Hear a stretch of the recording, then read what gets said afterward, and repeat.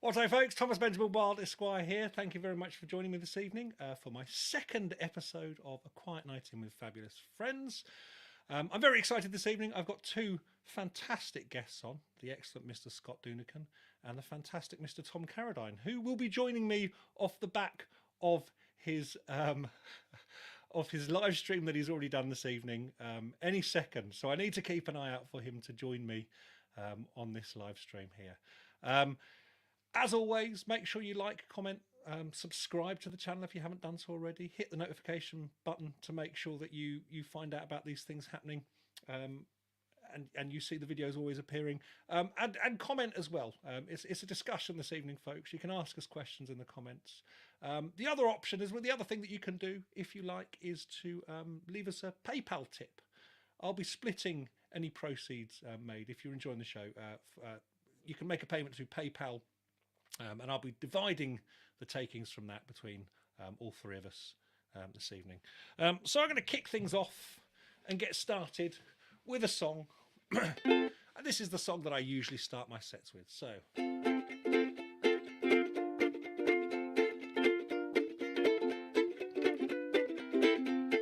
Right then, pay attention, we need to have a word. You might not like what I'm about to say.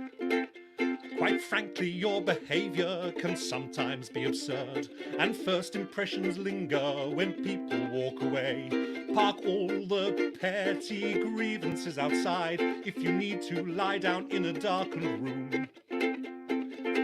Check your stubborn, misdirected pride. Have a stiff swig of whiskey, this will be over very soon. And let's get ready to turn it on, and at least make it look as if we're having fun. Say the snark and pessimism until people have gone. Let's try to turn it on. Let's get ready to turn it on. Don't drop out now before the party's begun. Be as sullen as you like when the evening's done, but let's try to turn it on. Look, I know this can be something of a chore, so it's time to take a breath now and be strong. You might have considered this before.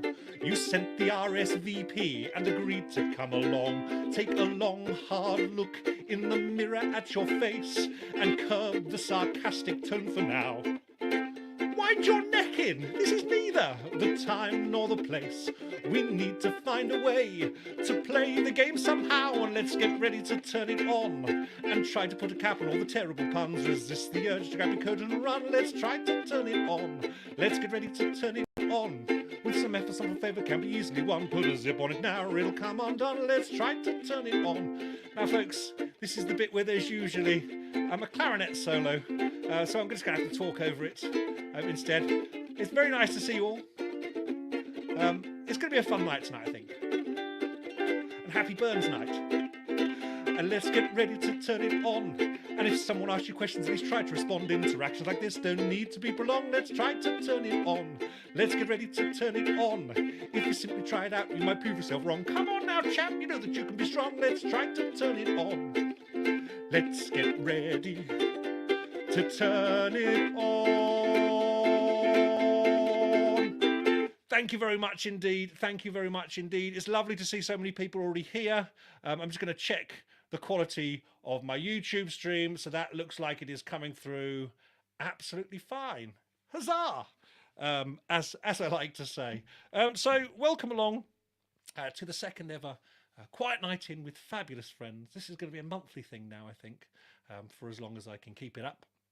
And the nice thing is I'm inviting guests on who you might know, who you might not know. So my first guest for the evening is a chap that I only met last year up in Whitby when we did a show together. And then since we got chatting, we've played another show together back in October. I'm talking, of course, about the excellent Mr. Scott Dunican.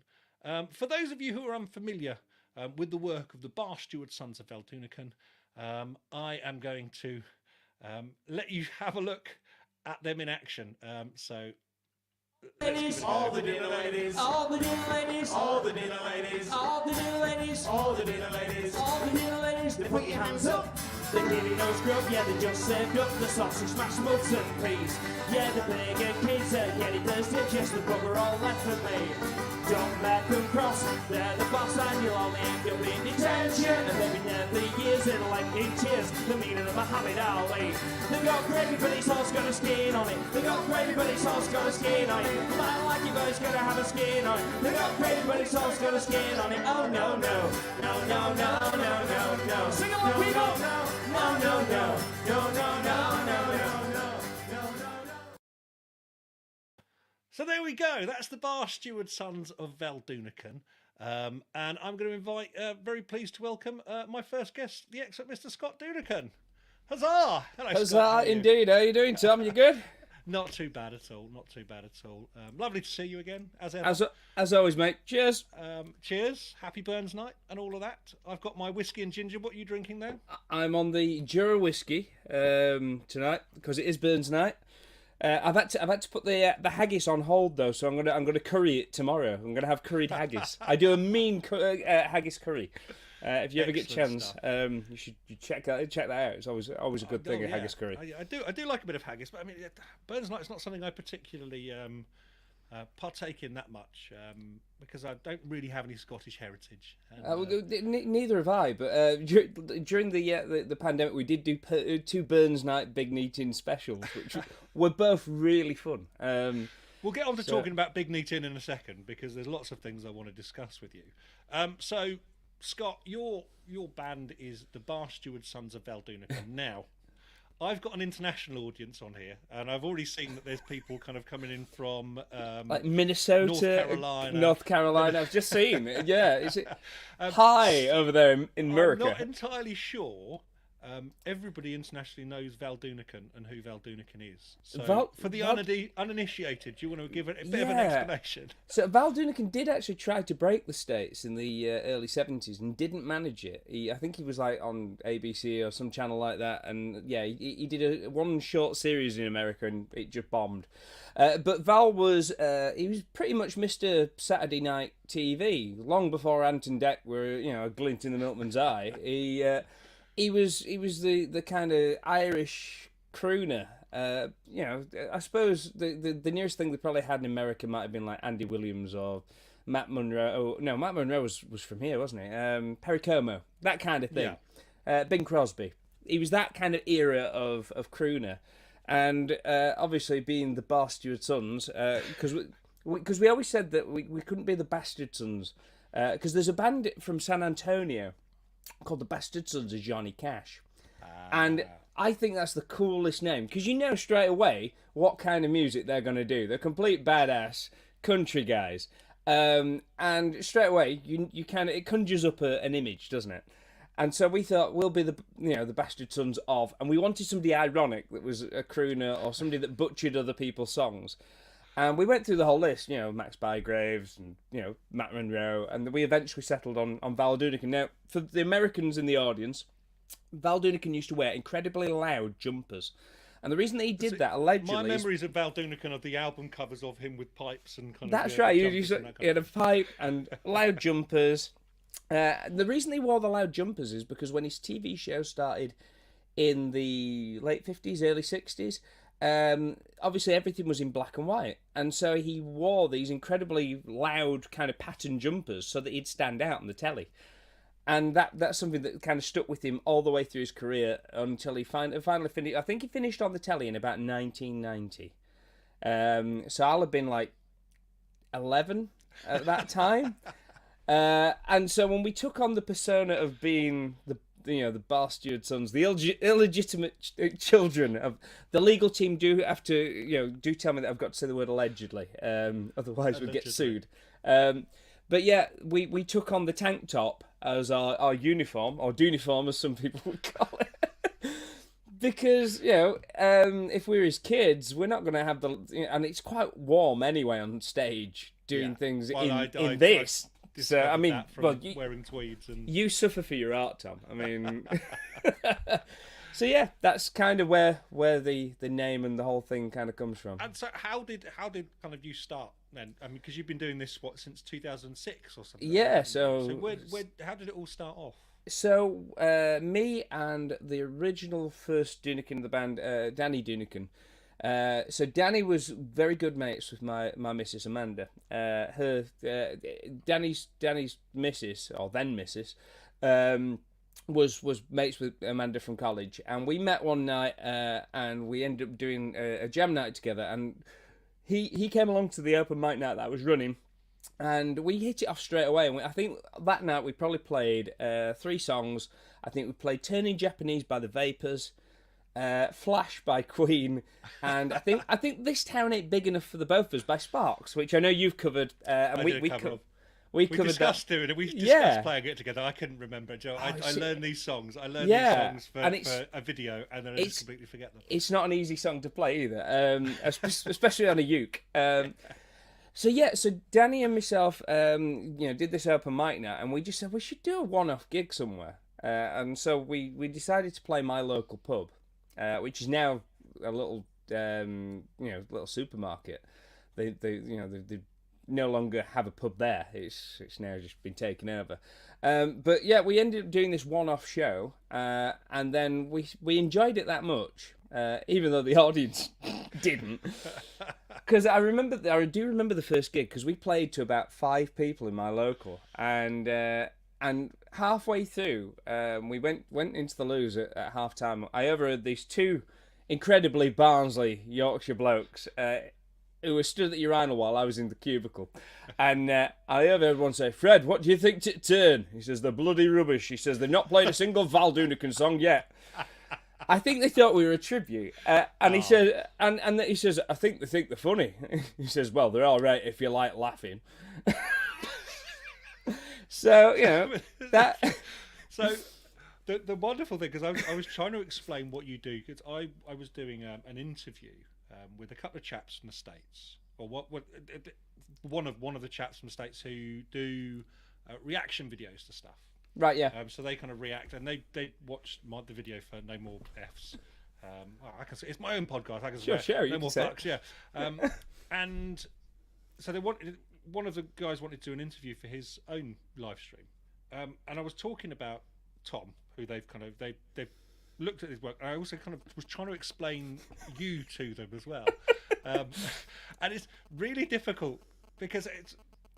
Have you got a phone on, by the way? Oh, I think I can hear something. I don't know if it's mine or not, but I'm going to switch it off just to be double sure. Sorry about that. Yeah, and so I was trying to kind of explain, and I just said it's just very British Northern Yorkshire humour is, but basically these chaps, so they're trying to go on a journey of understanding the British sense of humour is what it's a channel called Embrace the Suck 21. And so the kind of best explanation said, right, start with Victoria Wood. Yeah. Because that's a good place to start with that kind of northern humour. But it is kind of, it's very, very... quintessentially northern. It's not just British, because I suppose that's the thing. I suppose the Americans, as a race of people, they're intrigued by us because we're a little island. But I've got American friends who get that idea that, if you go... from one state to the next, you could travel maybe a couple of 1,000 miles. Yeah. And you could move, a couple of 1,000 miles, and they've still got the same accent. Whereas here, you can move like from Newcastle to Barnsley, or from Barnsley to Manchester, or from Manchester to Liverpool, or from Liverpool to like Buckinghamshire, and it's like to Manchester, and you've got a completely different accent. Absolutely, and also a completely different kind of cultural heritage, and they've got different things that they find funny, local gags that work for local people. You only have to look at how from one place to another, there's different, particularly in the north, different words for bread. Yeah. Whether it's a barm or a cob or a bun, and that can divide a room in the UK. Absolutely. So that was quite interesting.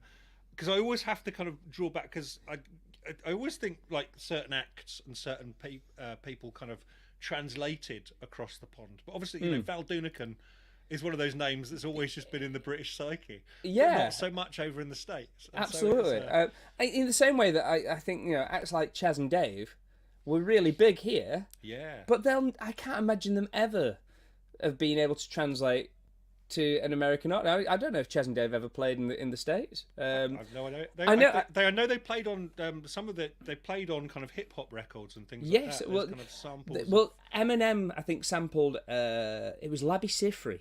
Yeah. Here's useless trivia. Pot pickers. It was a Labby Sifri song, and I think it was Dave's bass line from the middle. They did like a session where they were session musicians for Labby Sifri, and that bass line in the breakdown in the middle of that particular song was sampled by Eminem for My Name Is. And so overnight, Chas and Dave all of a sudden became cool again. Yeah, I love Chas and Dave. I'm a massive Chas and Dave fan. I'm a huge Chas and Dave fan as well. Right, so in terms of if people wanted to kind of understand the influences for you, particularly kind of comedy influences and musical influence, who would they start with? Right. Well, straight away, our American friends are going to have to do some homework here, but I'm sure they'll find them all on YouTube, and I do recommend you do particularly if you want to find out how the British sense of humour works. For me, the absolute king of comedy folk music in the 70s and early 80s was Mike Harding. Mike Harding was born in Salford, Crumpsall on Irk, actually, near Salford in Manchester.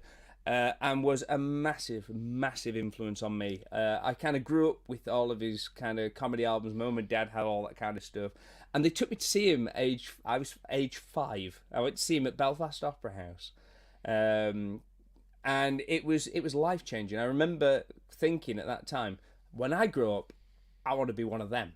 And for me, it was there was a whole movement of folk singers that turned into comedians. So the likes of the Americans will know Billy Connolly, but Billy Connolly, Mike Harding, Jake Thackeray, Max Boyce from Wales. You'd got Richard Digins from London. There was a whole bunch of them that started off in the folk clubs and then moved out of the folk clubs and ended up on telly in the early 80s. And I suppose they were the people that had a big influence on where I ended up going. For me, I started doing folk club gigs, even though at the time I was in a heavy metal band. We used to do like Black Sabbath covers and stuff like that. But I went and tried out for this. They were doing an audition for this folk night, and I went along and tried my hand at being a folkie. And I quite like folk music, so it wasn't. Yeah. I wasn't faking it. It was just, I have a wide range of influences. Everything. This thing I've been kind of I've ended up on the folk radar a little bit now. But the other thing is as well, in terms of folk, you edited the video for Eliza Carthy's. That's right. That happened by accident. So, Mr. Walker. Yeah. So what happened there was Eliza had opened this. She was doing a video where she wanted different fans to get involved.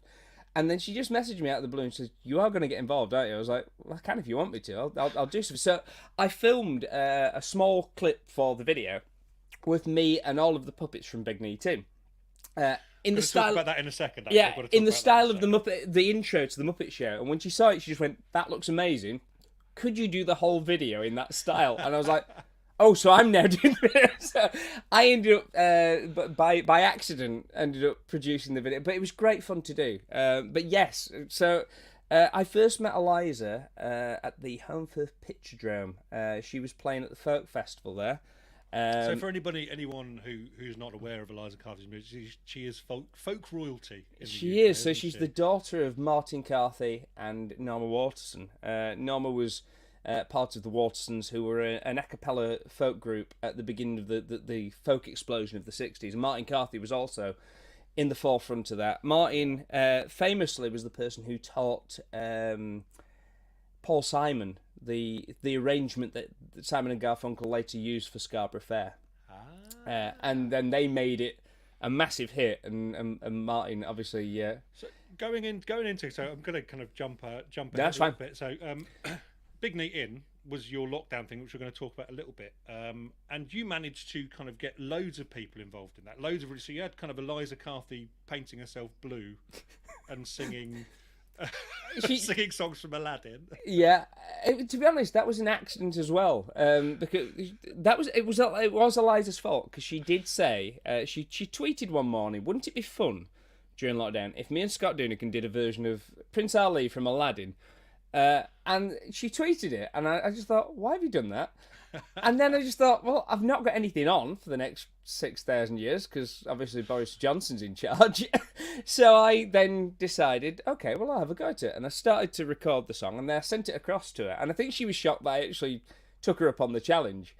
And so once the song was in the bag, so to speak, I then just said, why don't you come on the show, and we'll do it as a video.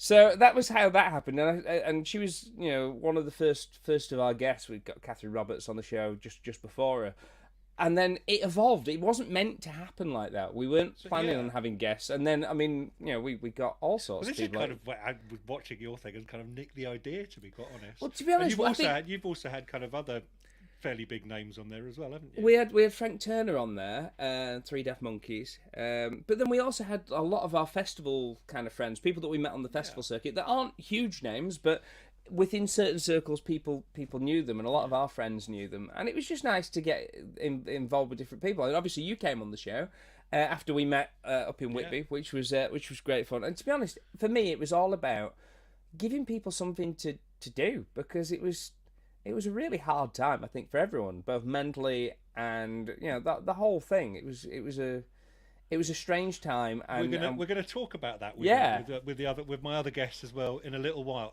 So I'm just going to go to some of the comments. Certain things photographed much better on black and white film also is there you go. JLM. I don't know who that is. It's just JLM. And white appliances were often bright yellow, for instance. There you go. Yeah, I think. So there's people commenting on the various things on here. So folks, if you are interested in enjoying this evening, then do make sure you let us know in the comments. Ask us questions. We will try and answer questions in there. But also you can do a PayPal tip in the description below as well. This is quite fascinating, because when I've done our live shows, I've always switched the comments off because I get so easily distracted, because I'm like, I'm already looking across here. But I've just seen somebody called Paul Flewitt has just put, the Bastard Sons are like the adolescent version of the Heavily Pregnant Brothers without the Henderson's relish fixation. There's a band, you might not know about these guys, Tom, but there's a band from Sheffield who play with, I think there's like 7 ukulele players in the band. Right. They've also got the drummer from Pulp now joined them. And they're from Sheffield. They do pretty much what we do, which is parodies of other people's songs, but they do it on like 7 ukes, and they're called the Everly Pregnant Brothers. Really good band, really funny. But yes, we are like an adolescent version, because they're a lot more sweary than us. Right, I am going to now let you play a song, because actually we could carry on talking all evening, I think. So I'm gonna remove myself from the stream now. And I'm actually going to let Scott play you a song. So, folks, I'm handing you over to the excellent Mr. Scott Doonican. Cheers, Tom. So this is a song for idiots everywhere.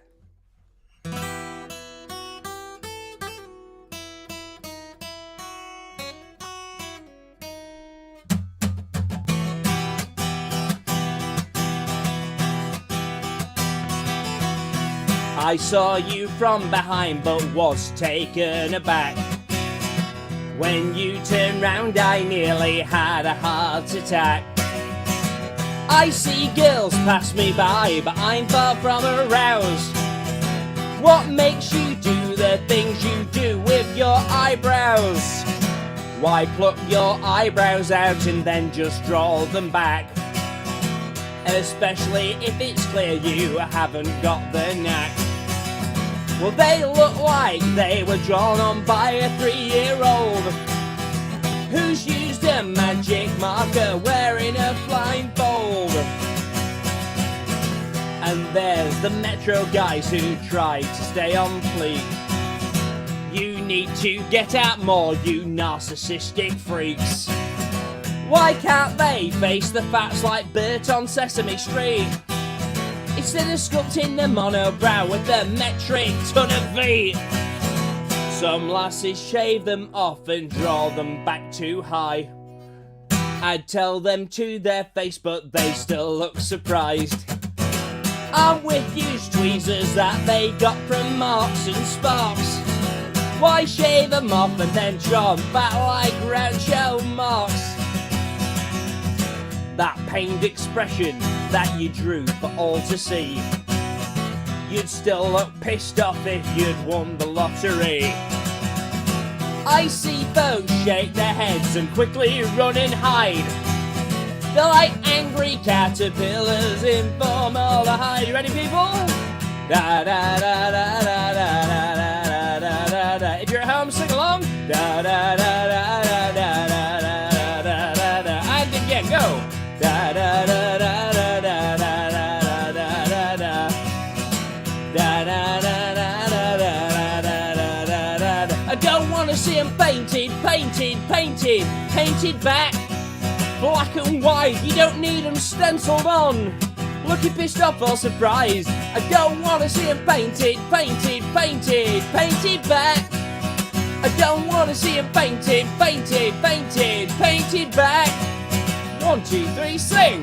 Da da da da da da da da da da. Your turn, go. Da da da da da da. I can hear you. Try even harder. Da da da da da da da da da da da. Paul Flute's joining in. Da da da da da da da da da da da. Cheers. Excellent work, Scott. Excellent work. So I'm going to be bringing you back on in a little while. Cheers, Tom. I will see you in a little while. Okay, folks, so thank you for joining us. I'm Thomas Benjamin Wilde, Esquire. You're watching A Quiet Night In with Fabulous Friends. If you are enjoying this evening's show, let us know in the comments. Subscribe, like my video, and it's put on notifications so that you don't miss out on any future videos. And also, if you want to leave us a tip, there is a link in the description where you can leave us a tip on PayPal. Any proceeds for that will be split equally amongst all the people performing this evening. Now, my next guest doesn't need huge amounts of introduction to many of them. Many of you watching, particularly if you have been kind of watching the videos on my channel recently, it will be coming along to some of the live shows I've been doing recently as well. The excellent Mr. Tom Carradine of Carradine's Cockney Sing Along. Just to give you a bit of an idea on what kind of thing he does, take a look at this video here.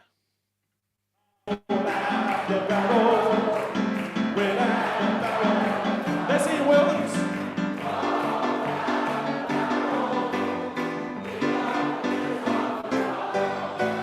Sing, move, to barrel, bring out a song of your chin. Now's the time to roll the barrel for the gang. So, one last time, here we go. Roll out the barrel. Without the barrel, story of spoons break. Roll out the barrel. Just imagine the spoons. We got the blues on them. 2, 3, 4. Zing, move to barrel. Bring out a song on. Here we go. Big finish. Now's the time to roll the barrel for the gangs on.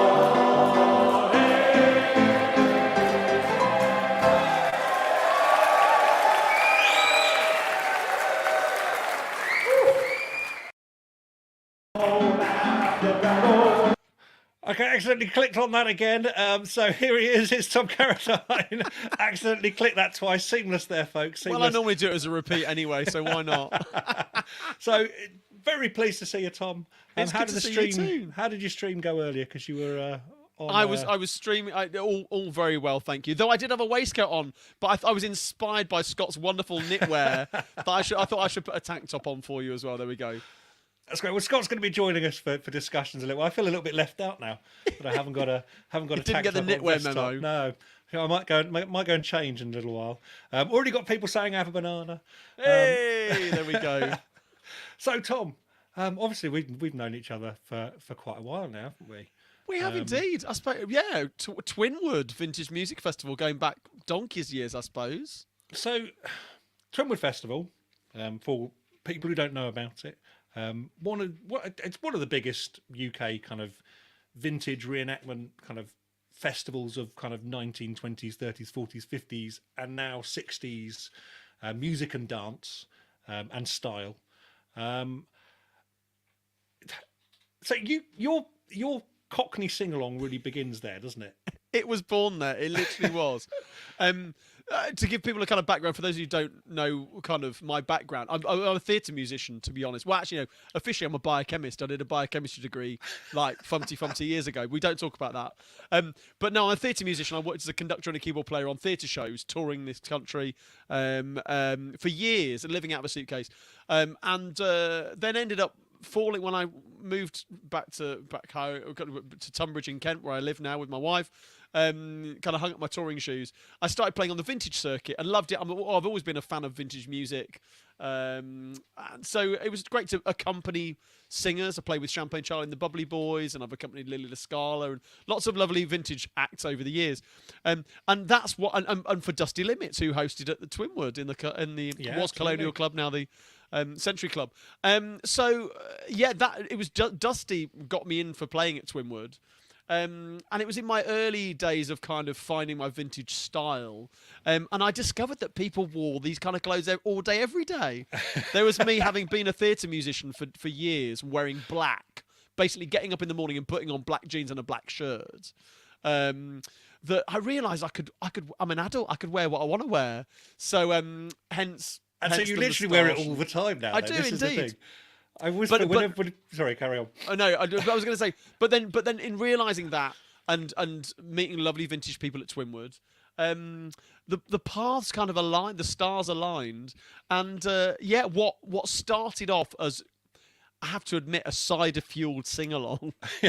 In the Nag's Head pub. I think I was possibly there. I mean, you were there. What year was that? Oh, at least. So I did a couple of years there as kind of unofficially before I kind of launched the sing-along. So I suppose it's got to be about 9 years ago, maybe. And then 8 years ago, it all happened again. And after hours, playing on that battered old piano when half the keys aren't working, completely out of tune. That when people had joined in, I realised there's something in this. And then I luckily got a break playing as music in the bar at Wilton's Music Hall, the gorgeous Wilton's Music Hall in the East End, and literally the rest is history. Then it's taken off, and it's been amazing. It's been an amazing journey, and hopefully much more of a journey to go. It's Well, this is the thing: is that actually sing-along songs can come from any era, I guess, can't they? And they can and they do. Indeed. I always liken it to it's like being a DJ. I need to play what the room are going to sing along to. And if I'm playing to perhaps an older crowd, I play care home gigs. And I play kind of family parties and things. I might be playing some of the old Cockney tunes, but equally, if I'm playing a pub gig in London or elsewhere, I might be playing a Beatles medley or a bit of ABBA or Delilah, songs that everybody knows. The proof of the pudding with what I do is whether people can join in without the songbooks. Yeah. Because actually, you've got songbooks that in the back of your van that you carry around with you. My Bible. I mean, it's gradually grown over the years, but it keeps it flexible. It means I can read the room. I was playing a wedding in Crayford in southeast London last week, and they're big Chas and Dave fans. You were talking about Chas and Dave with Scott. They were great Chas and Dave fans, so we ended up doing loads of Chas and Dave stuff. Whatever an audience will sing along with, that's what I've got to be playing. Well, this is the interesting thing as well, is because we worked this out. Myself and Tom were both in Stroud a couple of weeks ago for the wonderful Hannah O'Kelly's art exhibition, where she'd kind of done lots of really nice paintings of people on the vintage scene, lots of recognisable faces from that. And I started singing "Isn't It Grand, Boys" by who I perceived to be by the Clancy brothers. But then Tom also informed me that it was originally written by was it Leslie Saroni? Yeah, and that the Clancy brothers had reappropriated that and changed it to suit more American ears. So an Irish band who were thinking about kind of how it sounded in America, and so then changed that over. So actually, there's quite a lot of link between, I guess, they sing a lot of musical stuff that you're kind of, which is your background and stuff, and kind of the folk scene as well, isn't there? Oh, very much so. So much of the music hall songs. Well, because music hall kind of developed out of the what we would think of as kind of a British folk scene in the 1850s. Before then, it was kind of music hall entertainment, I suppose, was song and supper rooms. It was predominantly men going and drinking and singing along with their mates, but they would sing all the old traditional kind of English songs or British songs, and lots of the old folk songs and ballads.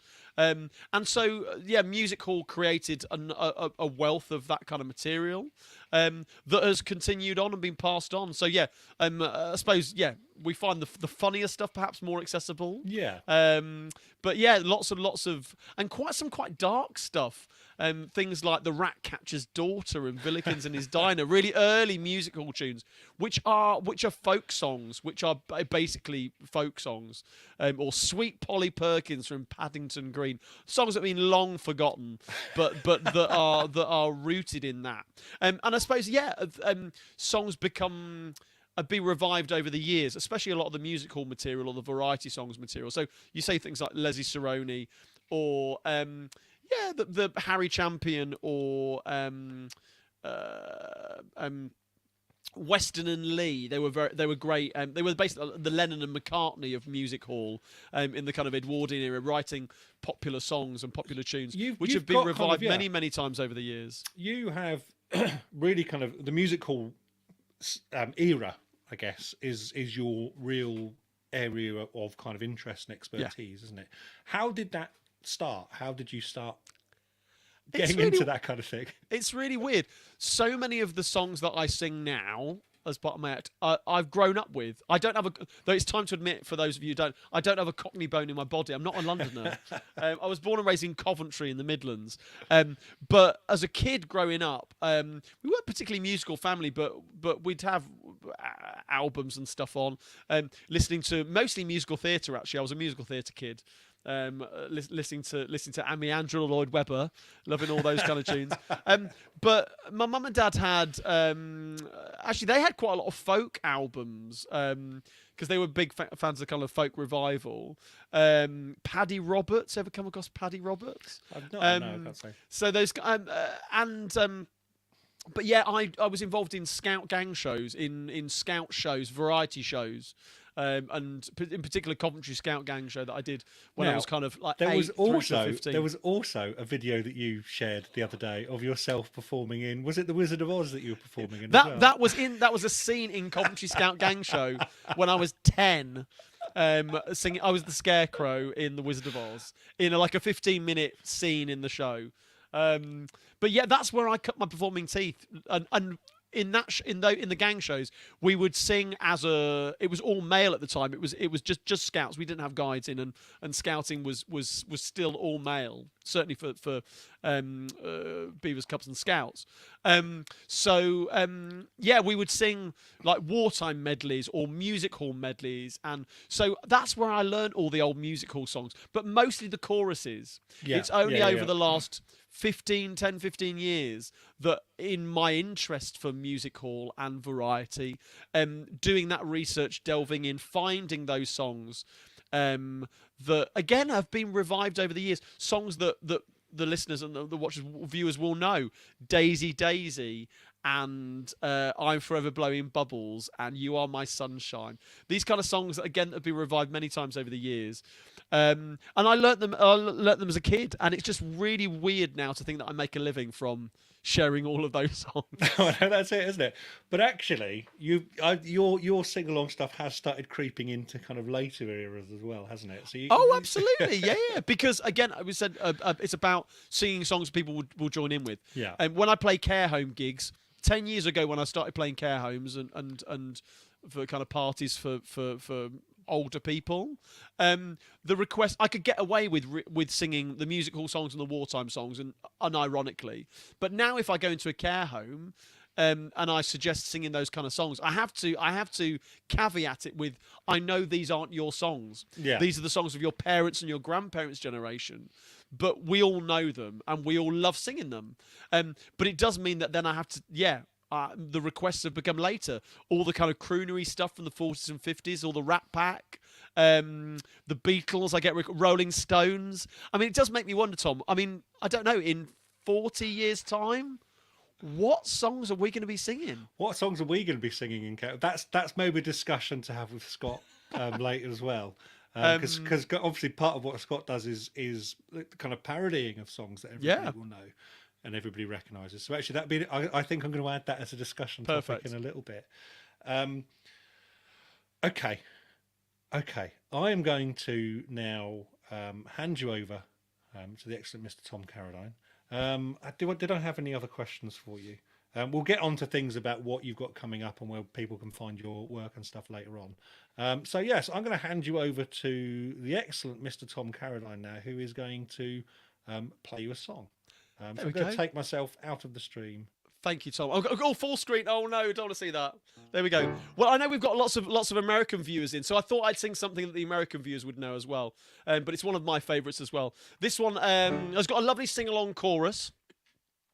And as you've realised, there is nothing more embarrassing than a sing-along sung alone. So I hope you're going to join in at home. It's dead easy. And it tells you a little bit about my twisted relationships. Many, many years ago, when I was 23, I was married to a widow who was pretty as can be. The widow had a grown-up daughter who had hair of red. My father fell in love with her and soon they too were wed.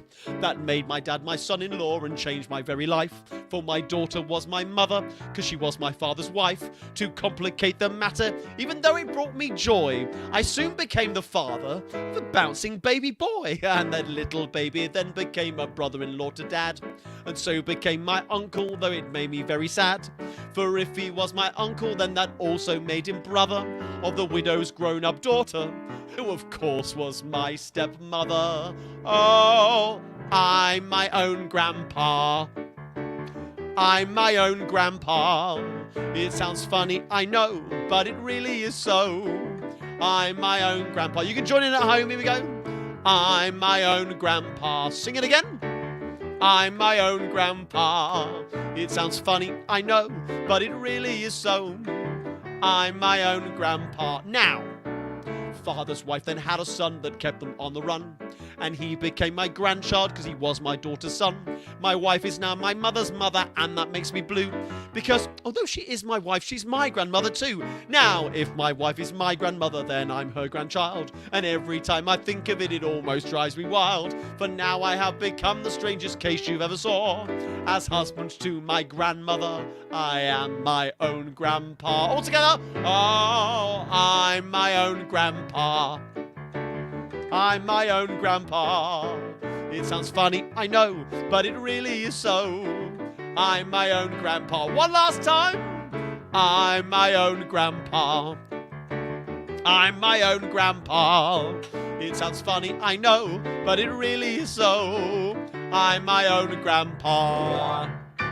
Hey, there we go. Excellent work there, Tom. Excellent work. Now, before I go, before I kind of drop you out, in a second, I'm going to invite Scott back in as well.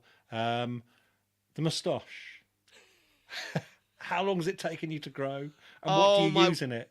We've known each other for, I suppose, about 10 years now. And actually, it was the early days of the moustache at Twinwood. So I've had it for about 10 years now. It's been longer, it's been shorter, it's been curly. And this is, I suppose, the style that has kind of found it. I'm a firm believer that the moustache style finds you. But yeah, it's an English moustache. The straight to the sides is an English moustache. And I currently use Brother's Love. Sorry. The jokes write themselves. You can buy it on Amazon. It ships from Germany. But yeah, it's made by a German company. It's Brothers Love. It's like it's the best I find for this kind of style because it's like a gel that you put in, comb through, twist, twist, twist, and then you've got full on Dick Dastardly. Love it. Love it. Right, I'll bring you back in a second, Tom. See you in a bit. See you in a sec. So hi there, guys. That was Tom Carradine of Carradine's Cockney Sing Along there. Thank you for joining me. If you have just joined us, this is a Quiet Night In with Fabulous Friends. If you were enjoying this evening, then make sure you leave a comment, subscribe to the channel, put the notification button on so that you don't miss out on videos in the future. And also you can leave us a tip on PayPal in the description below. Proceeds from that will be split equally among all of us performing this evening. Now, I'm going to bring everybody back in now. So, Tom, Scott, hey, Tom. nice to see you, Scott. Nice You to guys finally haven't met meet. each other before, have you? No, we that's- haven't. Oh, it's lovely to see you, Tom, and well done. Cracking song. I enjoyed that. You too. So now, the nice thing about us all three being on here is we've all got something in common, as in we were all lockdown performers. We all basically took on the whole thing of performing during lockdown, and I just wanted to chat about your experiences of that, because it's always nice talking to other people that get what I'm talking about.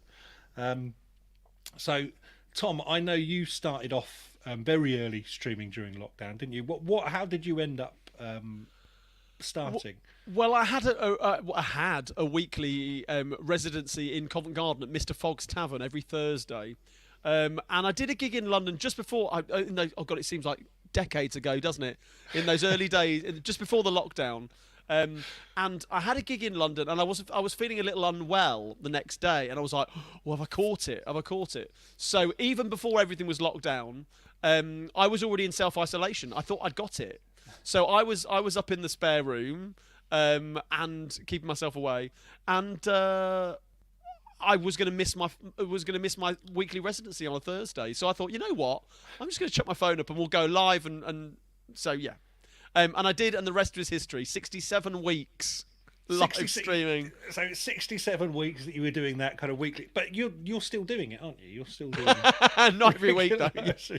I'm back to my live gigs every Thursday at Mr. Fogg's Tavern, but I do a monthly live stream on the first Wednesday of the month. Yeah, because it was really weird having created this lovely community of people that some people that had followed me for a while, but equally lots of lovely people. And the benefits of live streaming, of course, is being able to catch people around the world, or people who might have seen me once live in London, but then would have never seen me again. But it's great to kind of reacquaint myself with friends or kind of fans who have seen me in London and then could tune in and, yeah, kept them going through the lockdowns. So, yeah, people tuning in from all around the world in whatever time zone they were in. But we created this lovely community, and it's so nice to still have that and be able to keep performing. I always knew that when things open up, I would still keep some form of online live streaming. But because that's the same with me as well. I wanted to keep it going, and actually the number of people that said that actually made music accessible for people as well.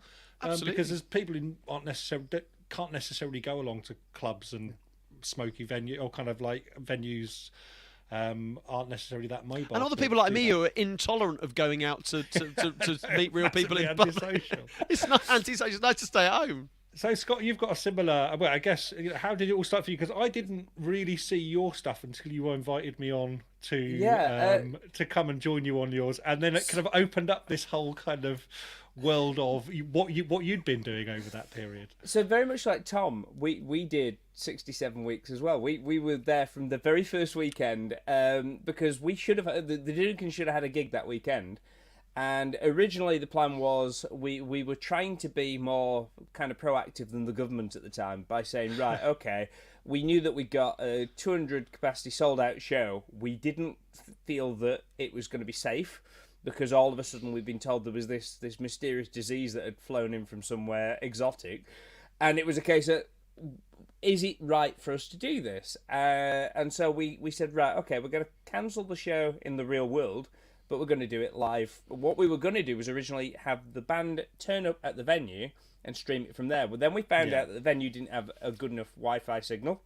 And so in the end, we had to then go... You've cut out, Scott. Have I? Oh, you cut out there for a second. You're right. You're back on again now. Don't know what happened there.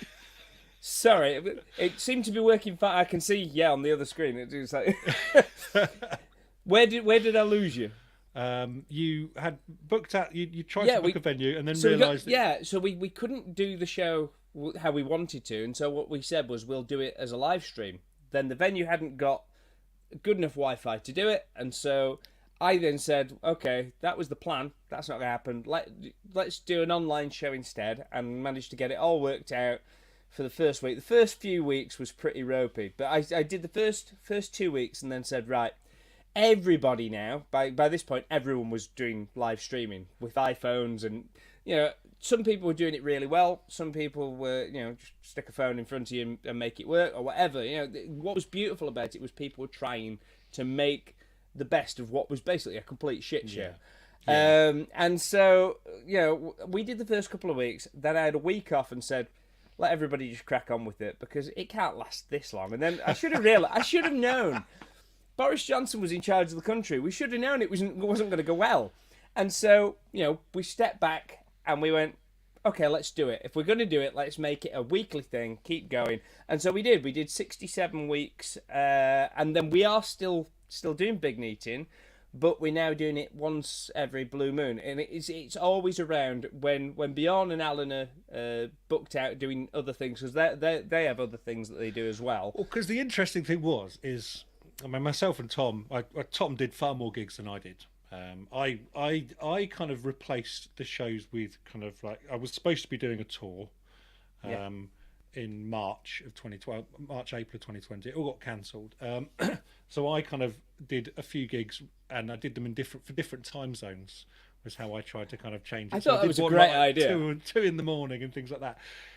People could watch it whatever time, but actually it was a good little gimmick. But you also had the addition of having a whole puppet show going on in yours as well, didn't you, Scott? Well, like I mentioned earlier, so Bjorn and Alan were during the lockdown, particularly by the time we got to the second set of lockdowns when we were in tier. So I started the lockdown in Barnsley. Bjorn at the time was finishing his music degree in Nottingham. And Alan lives not too far from Chesterfield, so he's in Derbyshire. So all three of us were in separate counties. We couldn't leave the county we were in, and by the time we got put into Tier 4 lockdown, none of us could see each other. So we saw each other, I think, like 3 times during the whole of that 18 months, which we've never had that since they joined the band, and it's been, it's always been lovely. And then all of a sudden we were in this position where we couldn't see each other, we couldn't do anything. And I think one way or another, different people's technology wasn't up to the job, or we just found it hard to be able to make something like this.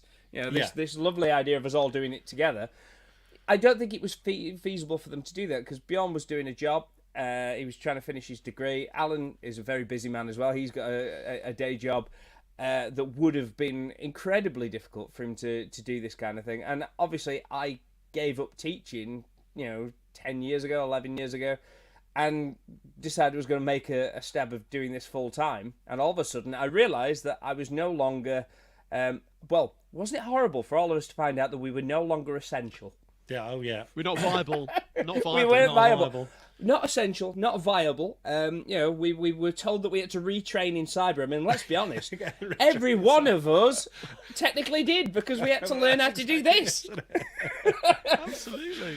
And interesting thing. Just to interrupt there, Phil Hancock says he's writing about these issues as I watch because he'd been kind of doing a bit of a study into artists performing during lockdown and how that's changed things up. So that's quite interesting. What I'd be interested to know is if Phil found in his study that in week 6 of the pandemic, if we all looked slightly more frayed, I always say that by week 6, if you look back at our Big Neats in, I start to look a bit like Jack Nicholson in The Shining. For me, it's the moustache growing because I didn't trim it, and also the hair. Yeah, it's when I started wearing hats. My YouTube thumbnails, if you flick through them quickly, the hair goes do do do do do do do do do, and then I get it cut, and then it's brilliant. Yeah. So for me, what I actually found was because they couldn't be involved in the show. Now my partner Amanda was pretty much at the helm of Big Neating from the beginning, but she didn't want to be on screen.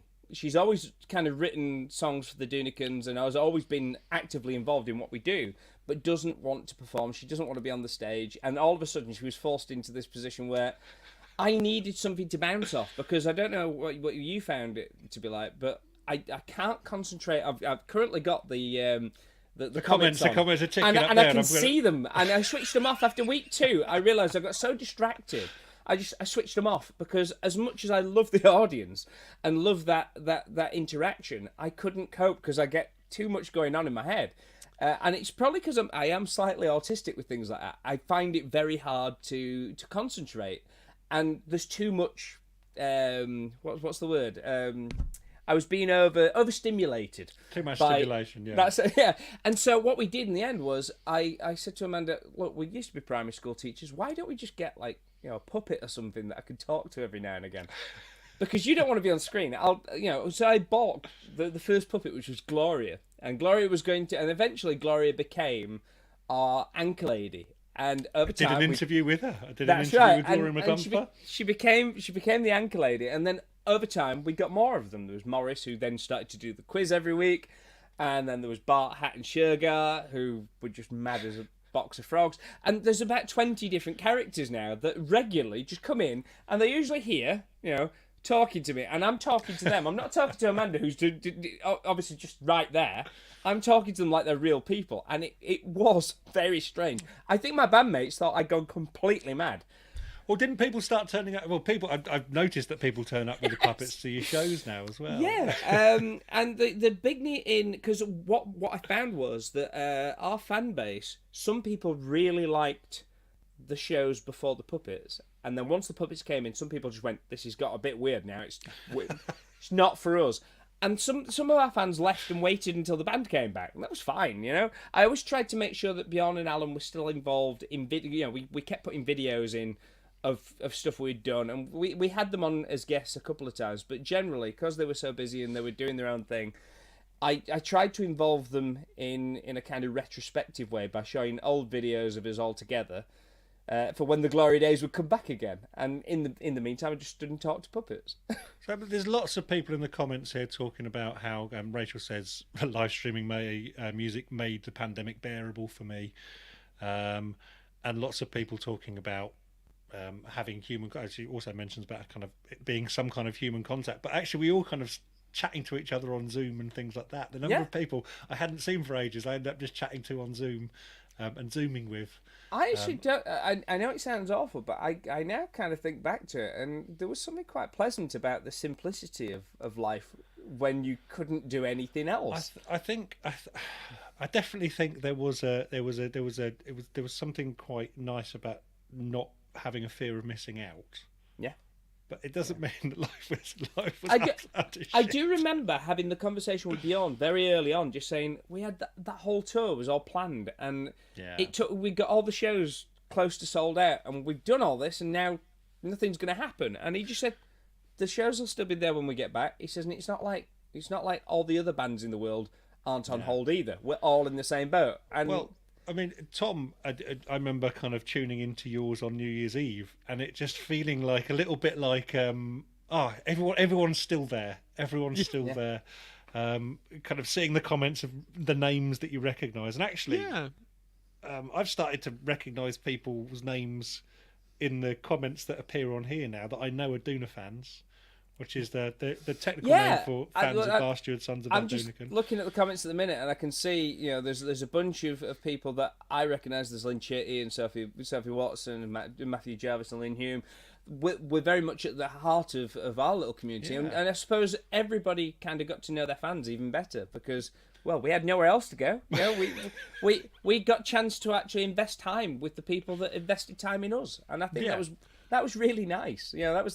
That for me was one of the strengths of lockdown. Agreed for us because we a similar thing with Scott. My wife Faye dealt with the comments, so I wasn't having to deal with that. And there was a great thing that Faye could kind of do the kind of sifting, as it were, and finding the pertinent things. Otherwise, similar thing. I would have no chance. I'm finding myself going through at the moment and just kind of having to scroll back through and up and down. But I do we do our hour-long live stream, and then I don't know who suggested it, but we started doing like an after show, which was the craziest idea. And my aunt, I was chatting to my aunt a few weeks ago, and she was like, you always look so tired. You shouldn't do the after show. You've given your all in the first hour. You don't need to give any more. But Scott, as you were saying, it's so lovely to have because I couldn't be kind of dealing with the comments and stuff during the show. We take requests and we take birthday shout outs and song requests as we went. But it was so lovely in that, and we could go anywhere in that half an hour, 45 minutes after the post show. So actually, it was Burns night. There was one week we started talking about haggis and like where you get haggis from. I'm sure there's a few like random books. There's one I've got called Bawdy Ballads, and with some really filthy songs in that I was talking about. I'd got a copy of it, and I think the sales for that on Amazon went through the roof Because I mean, at least like 10 people on the live stream had bought a copy of that night. I know that the puppet company that sold the puppets that we got for the show, they sold loads of puppets during. You need commission on those. You know what? I actually contacted them. They ignored me, and then literally this week, one of the guys that works for the company finally got in touch on Facebook and basically joined our group, saying, "Oh, we heard that you did something with our puppets during lockdown. We just wanted to see what it was all about." And I just thought, you missed 18 months of my life where I was talking to them. You know, they're real people now. They live in a house. They missed Tomato Watch. That's the Yeah. They missed Tomato. I mean, for me, Tomato Watch, I know this, so if you didn't watch the show, you'd have to go back and watch it, but Tomato Watch was literally Grandpa McGlumfer, who's Gloria's dad. He's the grandpa figure of the puppets, basically growing tomatoes in the garden and just staring at them to make them grow. And it was literally one afternoon, I just said, isn't it getting like watching paint dry? Getting through all of this. And then the idea kind of gestated until I thought, could we just do a regular feature where every week one of the puppets just stares at tomatoes waiting for them to grow? And so we did that, and that became, I think it must have started probably 20 shows in, and now, even now after the pandemic, he's still staring at the tomatoes, and we give him a 30-second, bit in every show where he's just looking at the tomatoes growing, and it's just so simply silly that it kind of worked. Yeah, I mean, it's a really interesting idea, and kind of.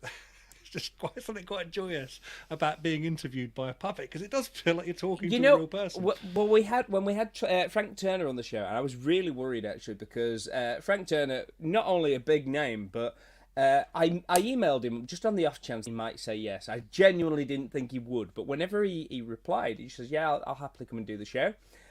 And I don't think he'd read the bit where I said he's going to be interviewed by a puppet. So he rocks up on the show.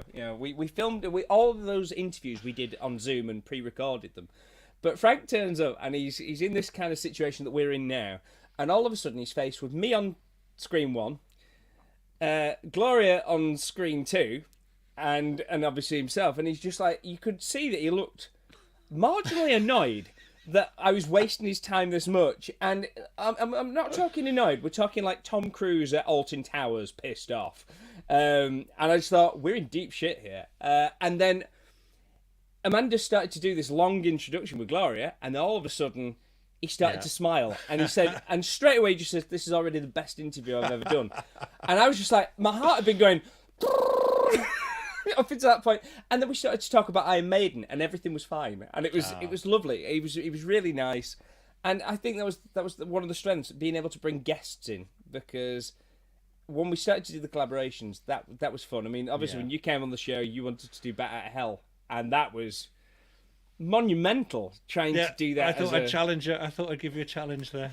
Right, I'm going to kind of push us forward now. We're going to stop talking about lockdown. I'm going to play another song. So I'm going to take you guys out the stream. Thank you very much. That was a very interesting discussion. The next discussion subject will be something slightly different, but we'll get on to talking about, and people will get the chance to see some Gloria McGlumfer in a little while as well. So those of you who don't know and are still wondering, then you will be able to see that in a little bit. So I'm going to take you guys out the stream now for a little while I play my next song. So I'll see you in a little while. Just. Okay, folks, you're watching A Quiet Night In with Fabulous Friends. If you're enjoying the show so far, then please let us know by way of liking, commenting, subscribing. I am trying to get through the comments at the moment. It's lovely to see so many people watching and commenting on here. Lots of people talking about Tomato Watch there, which is great to see. Those of you who haven't seen Tomato Watch, and you need to go back through Scott's Big Neat In, Scott Dunican's Big Neat In, and have a watch of some of those videos. It'll be an experience, and there's loads of them, and they're all about 3 hours long. So streaming with puppet interviews is all very interesting, and also all of Tom's live streams are up on his YouTube channel as well. So do go across and have a watch of those. Tom does one every Wednesday, and also we'll get on to talk about that in a little while. But I'm going to play another song for you now, folks. So this song was actually written during the lockdown period, when we were asked to look at certain things in a different way. Particularly, we're talking about songs of the past. We're talking about kind of comedy of the past. We're talking about kind of history, really, and looking at it with different eyes and new perspectives. And lots of people embraced doing that. Some people didn't. This song is inspired by that. This is a song called "What Was So Good About the Good Old Days."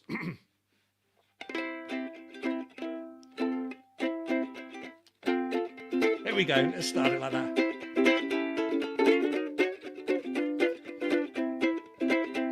I get it, the future is scary, and the present is confusing and strange. But I always find myself a little bit wary of a stubborn refusal to change. Thinking of the past can be lovely. The old tunes were bangers as well. But it wasn't all as cosy as we'd like to pretend. In fact, in many ways, the glory years were absolute hell. The things we thought we knew are long past overdue for some form of review or critique. The rose-tinted glasses have become somewhat worn, and the excuse is not to bother just sound weak. So I ask, what was so good about the good old days? Haven't we moved on from them yet? Aren't we supposed to grow and change our ways? And weren't there certain good old lessons we'd do well not to forget? What was so good about the good old days? Can't we leave them back where they belong? For if we can't move on beyond the good old days, then the good new days won't last for very long.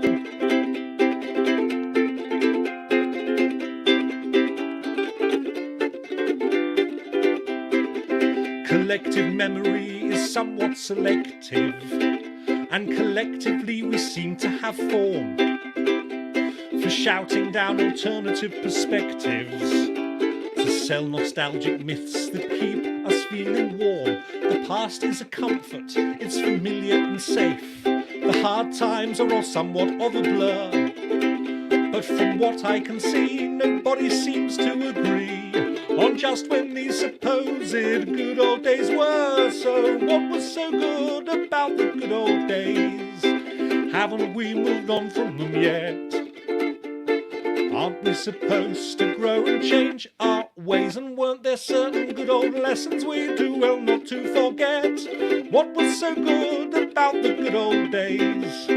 Can't we leave them back where they belong? For if we can't move on beyond the good old days, then the good new days won't last for very long. The freedoms of our youth make for sweet memories. Reminiscence casts a captivating spell. Back then you didn't have a clue that every adult that you knew was longing for the good old days as well. And if you really scratch the surface, you'll undoubtedly find plenty there to shock and appall. And on closer inspection, it becomes quite clear that the good old days weren't actually all that good at all. So what was so good about the good old days? Haven't we moved on from them yet? Aren't we supposed to grow and change our ways? And weren't there certain good old lessons we'd do well not to forget? What was so good about the good old days? Can't we leave them back where they belong? For if we can't move on beyond the good old days, then the good new days won't last for very long. For if we can't move on beyond the good old days, then the good new days won't last for very long. Thank you very much, folks. Thank you very much. That was a song from my third album, which is available to stream and download and purchase various places, including my website. In the description below, you can find links to all of that. You can also find links in the description to where you can find more music by Scott and Tom as well. So I'm going to bring both Scott and Tom back in again now. Hello again, chaps. Hello again. So I think actually the lockdown discussion took quite a while because there was lots to be said there. So I'm going to reduce the discussions down a little bit. and try and manage them a little bit better so that we can all get all the songs that we're playing through. So my next question for you is, what music are you currently listening to? What is on your current playlists? What recommendations can you make to people for bands, artists, performers that they should go and listen to? If they want to get an idea on your kind of music, what currently is out that they can listen to? Let's start with Scott. Right, okay. You'd sent me this in an email. I started to think about what I've been listening to lately. To be honest, my top find of the last few months, Keith Sutherland. Kiefer Sutherland. I know.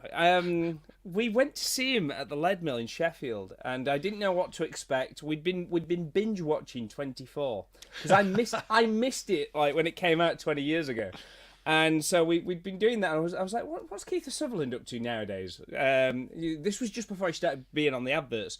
And we realised he was playing in Sheffield, so we were like, I didn't know he could sing. He was in a band or whatever. Anyway, check out Keith Sutherland. He's great. The other ones that I would recommend, I've been listening to of late, Tom Waits, Rain Dogs.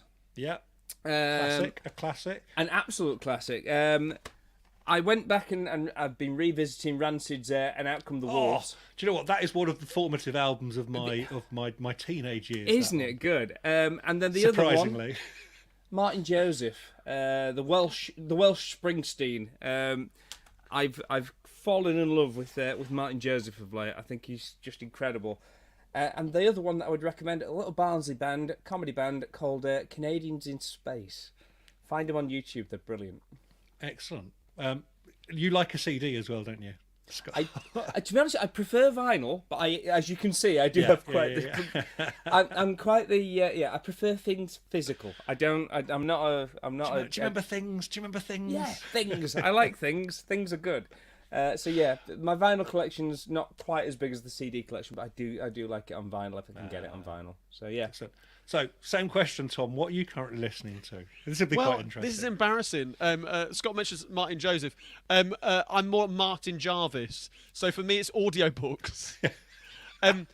It's not that I don't like music. I adore music, but my musical listening is eclectic. So if I'm in my van, being the best dressed white van driver in the southeast, if not the UK, if not the whole world, normally with a top hat on and a stiff collar. If I'm driving, it's audiobooks. Though musically, either I'm listening to, I ask Siri to play music, and that could be anything from Bewitched to S Club 7, musical theatre stuff, loads of musical theatre, Max Bygraves, Winifred Atwell, Mrs. Mills, a real eclectic mix. But I've been obsessed most recently with the soundtrack to Beetlejuice the musical, which I've seen twice on Broadway. It closed a few weeks ago. Oh dear God! I hope it opens in the West End at some point. It's phenomenal. Obviously, being a big musical theatre fan, it's just, it doesn't take itself too seriously. Really funny. The music, it rocks. It's great. Excellent. I'm just reading some of the comments here about what people are saying. So Shaquila says Kiefer Sutherland was singing in the UK? 24 was 20 years ago, apparently. Matt Jarvis says Canadians in Space, awesome. Darlene Peterson, any Squirrel Nut Zippers fans here? I absolutely love the Squirrel Nuts. Love them. They're really good. They're a band that I found during lockdown. I discovered them through one of their music videos. They did a kind of an old style cartoon on one of the music videos. That's the first one. That's right, yeah. From them. Really good. Ghost of Stephen Foster. That's the song. Yeah, I love them. They're really good. Actually, what I do every year, I have a rather good playlist, which is my playlist, which I put on before any shows. So when they say, do you want any music when people are coming in, I've got a playlist that I just plug in on my phone.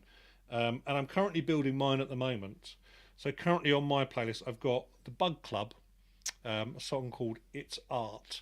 Now, they're a band that I discovered because whenever I'm in venues, I look at posters of the acts that are playing in similar venues to myself.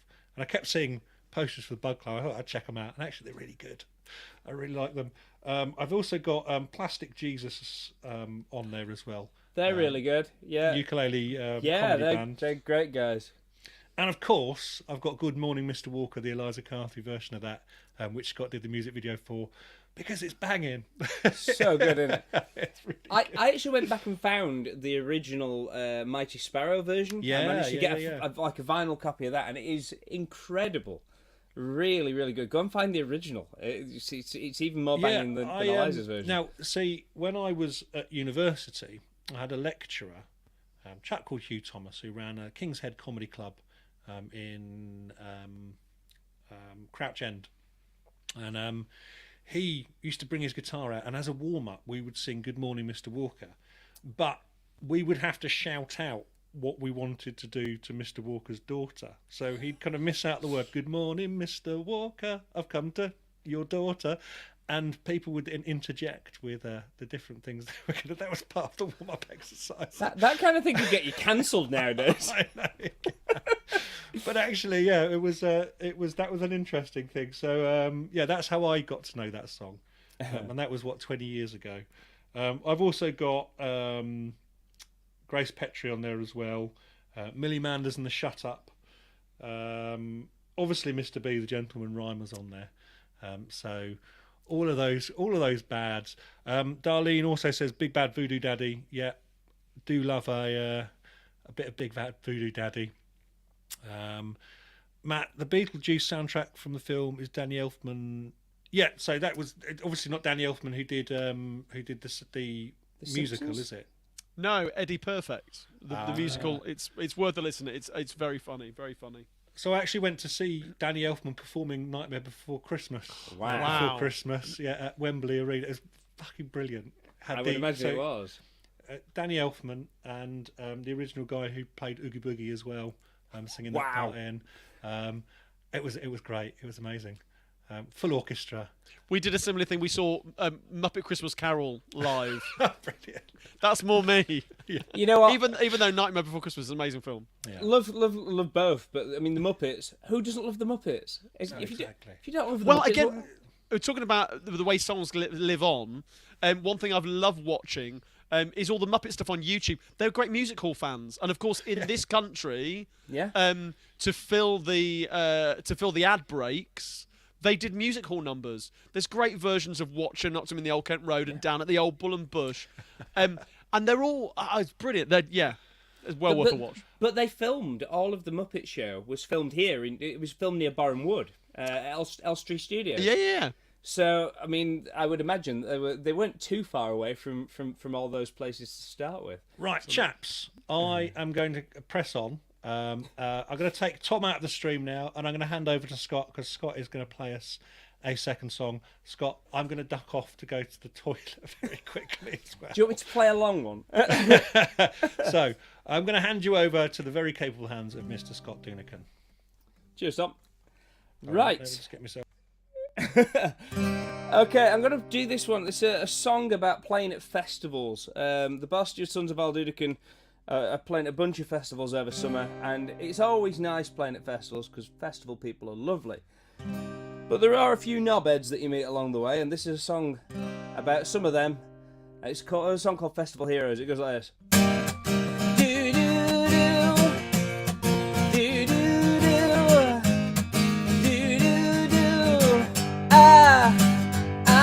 From May until September, across our lovely land, well, there's loads of folk who hit the road with tents or camper vans. Yes, the festival's a mecca for the likes of you and me, but there are folk, it's not a joke, who take things to extremes. You know the weirdos, you know the festival weirdos, give them all a wide berth. Cause it doesn't take that to spot a real twat, starting with that lad dressed as a smurf. So many widows, like the hippies in caftans wanting to free Tibet, or the posh Burkle Grace who wants to embrace all the kids in the dance tent on Ket. The dance tent on Ket. Do do do, sing along people. Do do do do do. Do do do do. Ah, ah, Ah, well, there's those that buy their tickets but don't go to see a band, who just spend their weekends sat in chairs outside a clapped out transit van. And that seventh can of Stella, it doesn't improve her etiquette, 'cause they're the neighbours from hell, yeah, they share a brain cell, they're the sort you can't forget. These lot aren't weirdos, no, they're the festival bellends and their time is misspent. They use all of the night to talk absolute shite when they should be asleep in a tent. They're chuffing morons who spend most of the evening talking bollocks, but then he goes to his car, gets an acoustic guitar, plays Wonderwall badly again and again and again. Do-do-do, sing it, people. Do-do-do-do-do. Do-do-do-do-do. Ah, well, there's hipsters taking selfies, fashion conscious, self-obsessed. They wait for the band's hit single, but then talk through all the rest. And the pillocks in their camping chairs, in the mosh pit, what a farce. And don't stand in front of me with your flag or that pole goes up your arse. Give me torpedoes, give me a sawed-off machine gun and I'll sort them, I know. And I'll start with the lad filming on his iPad. Is it so hard to just watch the show? Or all the zeros who could never be happy because they were just born to moan about the state of the ground, the lineup, the sound, the weather, or charging their phone. Why not just stay at home? Do-do-do, do-do-do-do-do, do-do-do-do-do. Ah, to all of those folk, I sing this song as I count to 10 and breathe. You think you're so original, shouting Alan, Alan, Steve. Just remember often, this thing's run by volunteers, and they all work bloody hard.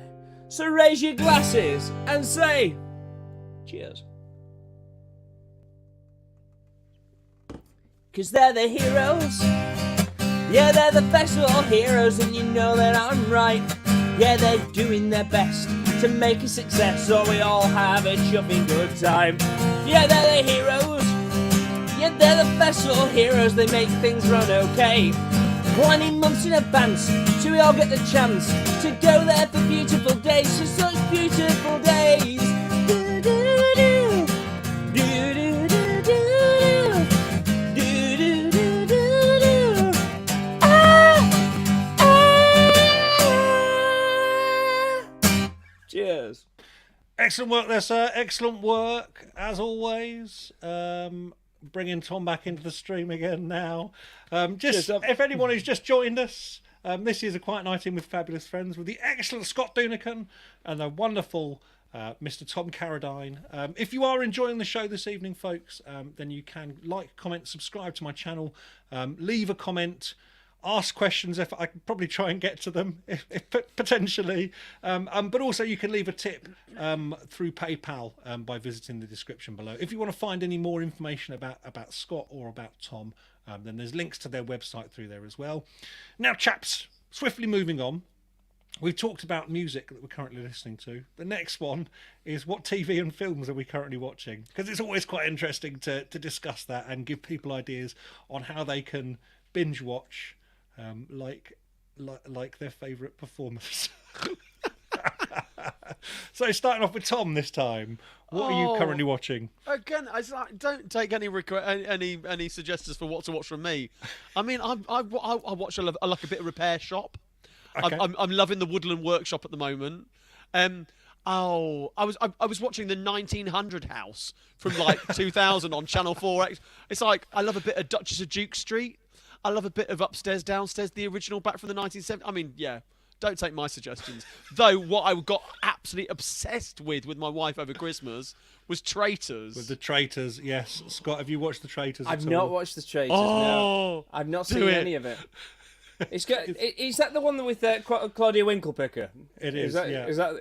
It is. And actually, there's an American version now, hosted by Alan Cummings, who is hamming up his Scottish in it. Oh, of course. And he's wearing some excellent outfits there as well. Is it filmed in the same castle, or do they? It's the same castle, basically exactly the same thing, same challenges, same set, same. But what confused me? Sorry, Scott, you have no idea what's no, going on. No, it's absolutely fine.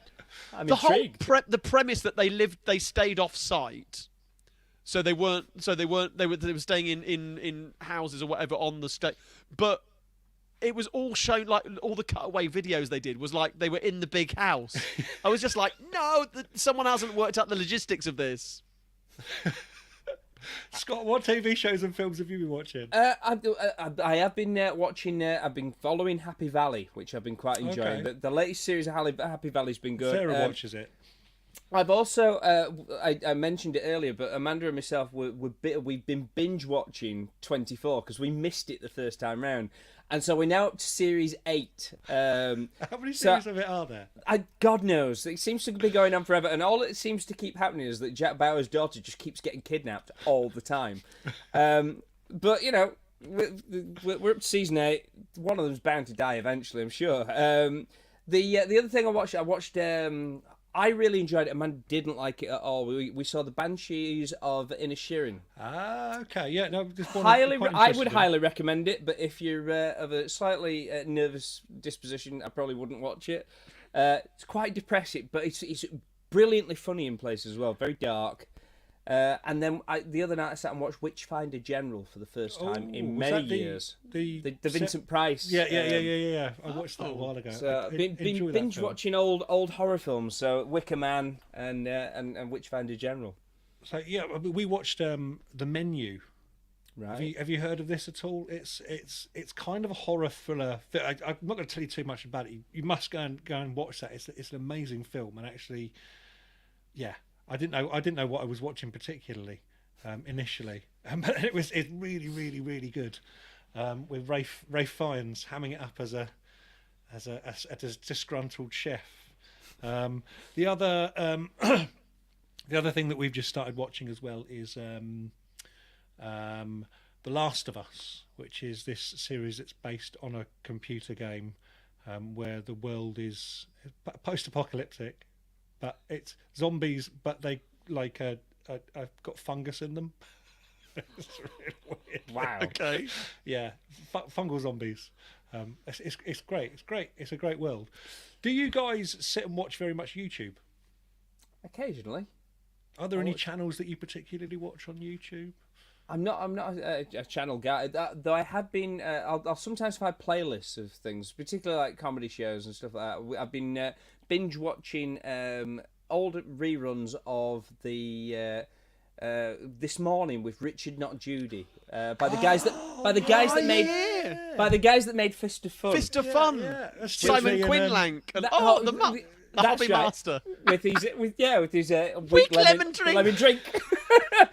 I used to love it just for Rod Hull, the guy. I am Rodder. I am Rodder. Him. I want my green jelly. Love that show. So, that's a nostalgia trip. I'm gonna have to do that now. You go and find him. They're brilliant. If anybody didn't see Fist of Fun back in the day, it was Stuart Lee and Richard Herring, wasn't it? Yeah, that's right. Yeah. So You Want the Moon on a Stick? Was that? Yeah, but that's where it's from. Yeah. So our record label is Moon on a Stick Records, and that is exactly where we got it from. So I'm massive 14 fan. again, or whatever it was. Friday night. Yeah, it was. That and Friday Rat and Red Dwarf. Yeah. So Matt suggests Donkey Dave on YouTube, superb, and Big Train on YouTube as well. I've been watching these chaps that do the reaction videos, these American chaps. They Embrace the Suck 21, and they've just been watching the In-Betweeners. And I found myself just sitting watching an episode with the In-Betweeners with these guys kind of talking over the top of it and pausing it and kind of. But there's something quite joyous about it, and seeing people watching it for the first time. These things that kind of like that we're so familiar with, actually seeing people enjoying them for the first time. There's something quite nice about that. And I initially would never have kind of thought that I'd get into reaction videos, but there we go. There we go. We also like to watch videos about tiny houses as well, and kind of how people live in the tiny house movement in America, where actually they live in houses that are probably about the same size as the one that I live in. Anyway, I'm going to move on, and I'm going to hand over now to Tom, because it's Tom's turn. So Scott, I'm going to take you out of the stream. I'm going to hand over to the capable hands of Mr. Tom Carradine. There we go. This song needs no introduction, therefore I won't. But certainly for the American viewers, you'll certainly know this. We were talking earlier on about songs that have been revived many times over the years. This one dates back to 1910, but it was recorded by Herman's Hermits in the 1960s as well. And we'll talk a little bit later on about where it's been revived. But it's got a lovely sing-along chorus you're going to know, and it tells a story, and it goes like this.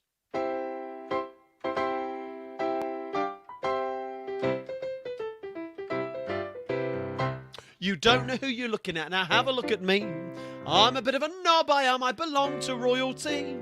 I'll tell you how it came about. I married Widow Birch, and I was King of England when I toddled out the church. Now outside the people started shouting hip hooray, hooray. Said I, get down upon your knees. It's coronation day, 'cause I'm Henry the Eighth, I am. Henry the Eighth, I am. I got married to the widow next door. She's been married 7 times before. And everyone who was an Henry, she wouldn't have a Willie or a Sam. No, Sam, I'm a grateful man named Henry. I'm Henry the Eighth, I am. Now I left the Duke of Cumberland, a pub up in the town. Soon with 1 or 2 mooch as I was holding up the crown. I sat upon the bucket that the cartmen think their own. Surrounded by my subjects, I was sitting on my throne. When out came the potman saying, "Go on home to bed." Said I, now say another word, and off will go your head, 'cause I'm Henry the Eighth. Hope you're singing along at home. Henry the Eighth, I am. I got married to the widow next door. She's been married 7 times before. And everyone who was an Henry, she wouldn't have a Willie or a Sam. No, Sam, I'm a grateful man named Henry.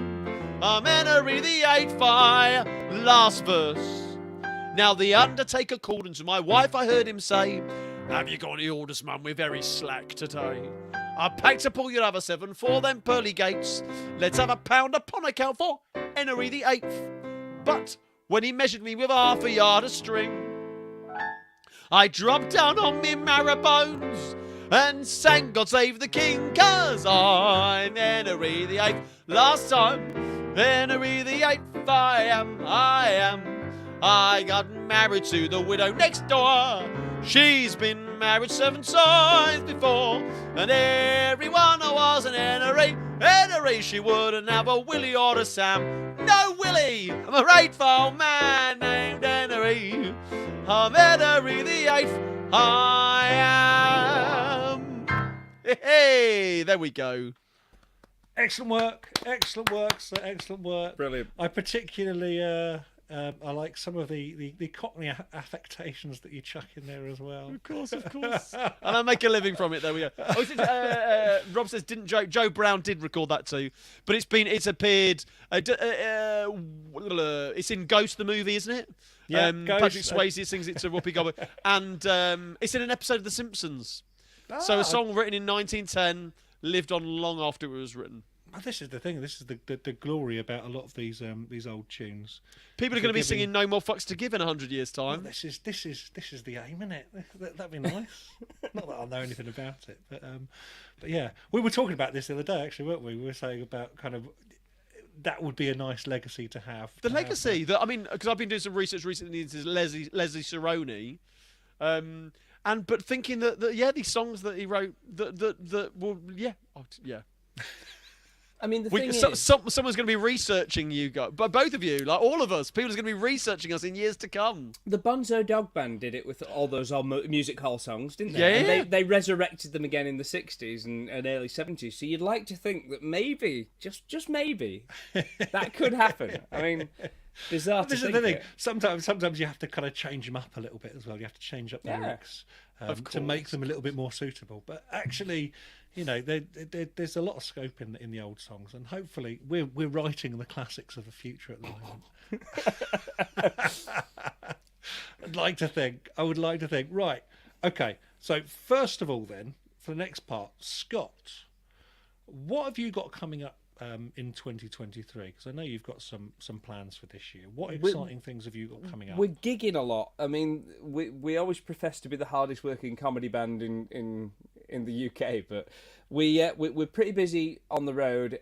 We haven't necessarily got plans for another studio album this year, but that doesn't mean that it won't happen. I've already been kicking around the idea of doing Leap of Faith 3. We did two previous Leap of Faith projects where I basically said to everybody in the fan base, if you chuck 10 quid into the pot, we'll create something and we'll send it to you at the end of the year, and we're not going to tell you what it is. And the first one did so well that we re-recorded 3 earlier albums with the current lineup and made them sound so much better than they were originally, because they sounded shit originally. And we re-recorded... Sorry. No. So yeah, we did that, and then the second one we re-recorded our first album. So who knows? We might do a Leap of Faith 3 this year, maybe. I mean, for me, I listen back to some of the old recordings that I've done, because most of mine's done through with the magic of Logic Pro X. It'd be nice to actually get some of them recorded with some proper musicians.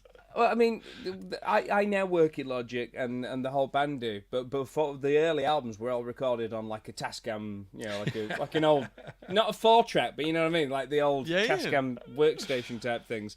But now, in terms of gigs, I'm doing quite a few solo shows during the spring. We are doing some band shows as well. We're playing the Rescue Rooms in Nottingham. That's the first band show back. Not next weekend, but the weekend after. But yeah, the solo shows going through spring. Then we've got a bunch of festivals in summer, and then we got a winter tour later in the year. I mean, all the details are up on the band's page. I could list them, but you'll be bored to tears by the time I've done, because there's that many of them. Because we like to keep busy. Now, the reason I kind of asked you first is because it's a segue into the next little video clip that I'm going to play. Because there's a big thing coming up in October, isn't there? There is. So Amanda and myself, off the back of Big Neat In, we decided that we thought it'd be fun to do a music festival, inviting some of the guests that we'd had on the show to come and play. And so we did the first big day out in October of last year, and it sold out, and it was a great day. Everyone had a really good laugh. And it was just lovely to see so many smiling people after all that time of lockdown, to actually see people enjoying real music in the real world. So we decided off the back of that to do a second one, so Big Day Out version 2.0. I've got a little advert for it here, yes. So I'm gonna remove us from the stream and play the video for that. So I will be back in a second. So here is a little advert for Big Day. Well, hello there, it's Gloria McGlumpher, and I'm coming to you live here from the Big Day Out. There are 12 wonderful acts, all of which you'll have seen on Scott Dunican's Big Neat In. Roll BT!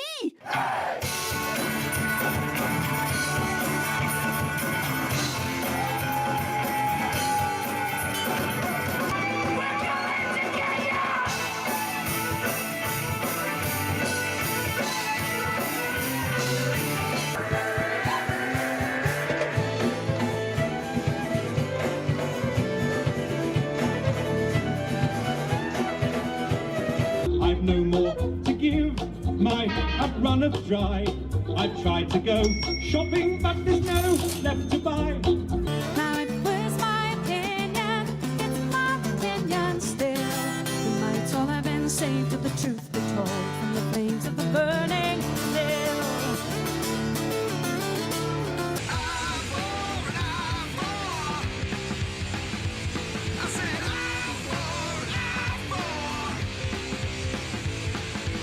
Festive 'cause the season's here.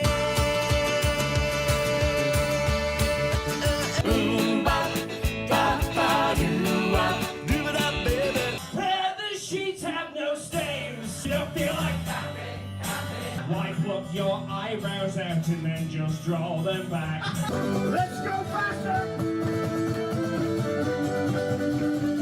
Se help your head down, partigiano, morto per la libertà. Disco ukulele.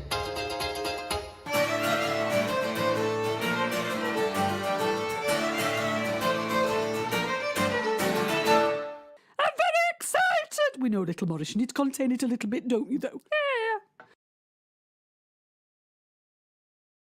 And there we go. So that is Big Day Out 2.0.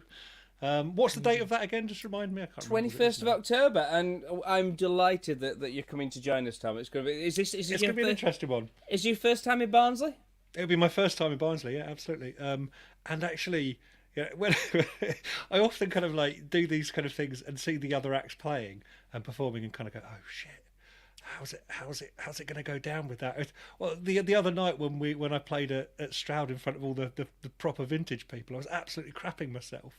So it's going to be a similar thing, that I'm going to be playing in front of like the very kind of folk audience. Your audience is kind of To be honest, I don't.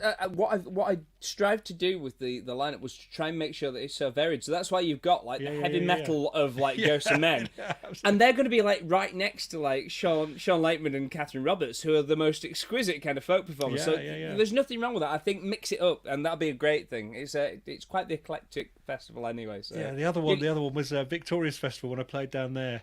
And there was it was Utah Saints that were playing, and various other kind of bands that I was just like, how the fuck is what I do going to fit in any of this stuff? Those are usually the best gigs. The ones where I think we're one of the few bands that have ever played Rebellion Punk Festival and Crop Ready, which is probably the biggest folk festival in Europe.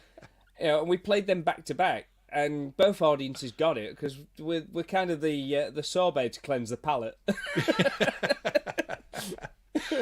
Right, I'm going to play another song now. So I'll be back with you guys again in a second because it's my turn now. So I'm going to see you in a second, Scott, and see you in a second, Tom. Hi, folks. If you are enjoying the show, don't forget that you can like, comment, and subscribe, and also leave a tip below in the description through the link there, proceeds of which will be split equally among the performers this evening. Now, I am going to play for you a brand new song. What was that? There was a noise then that happened. I'm going to play for you a brand new song. This song was actually written at the weekend. I wrote the words at the weekend and actually came up with a tune this week. Folks over on Patreon, if you are interested in joining my Patreon, have already heard this. I posted a recording of it yesterday, and it was too low a key for me to sing it, so I've actually changed the key that I'm singing the song in now. So this actually is quite a positive song in many ways, although it might not seem like that. I wrote this because there's a weird noise happening at the moment and I can't work out where it's coming from. Oh, it's coming from downstairs. That's fine. So I wrote this song because I'm basically trying to make a rule for myself to enjoy all the good things that happen, because I don't tend to last very long, because when something good happens, inevitably the next day something utterly shit happens. So this is a song called Enjoy It While It Lasts.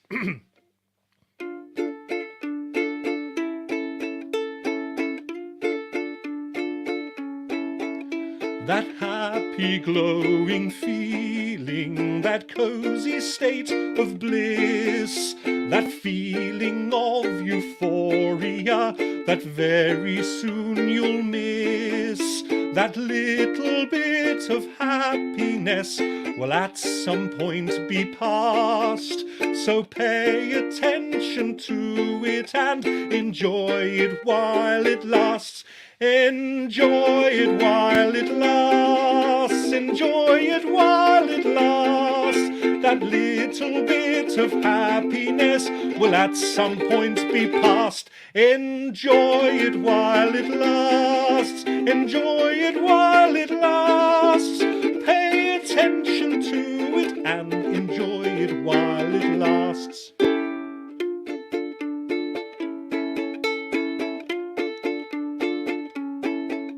The good times may be rolling, the party's in full swing, the endless joy these long and rosy salad days may bring. But bear in mind the great dark gloomy clock is ticking fast.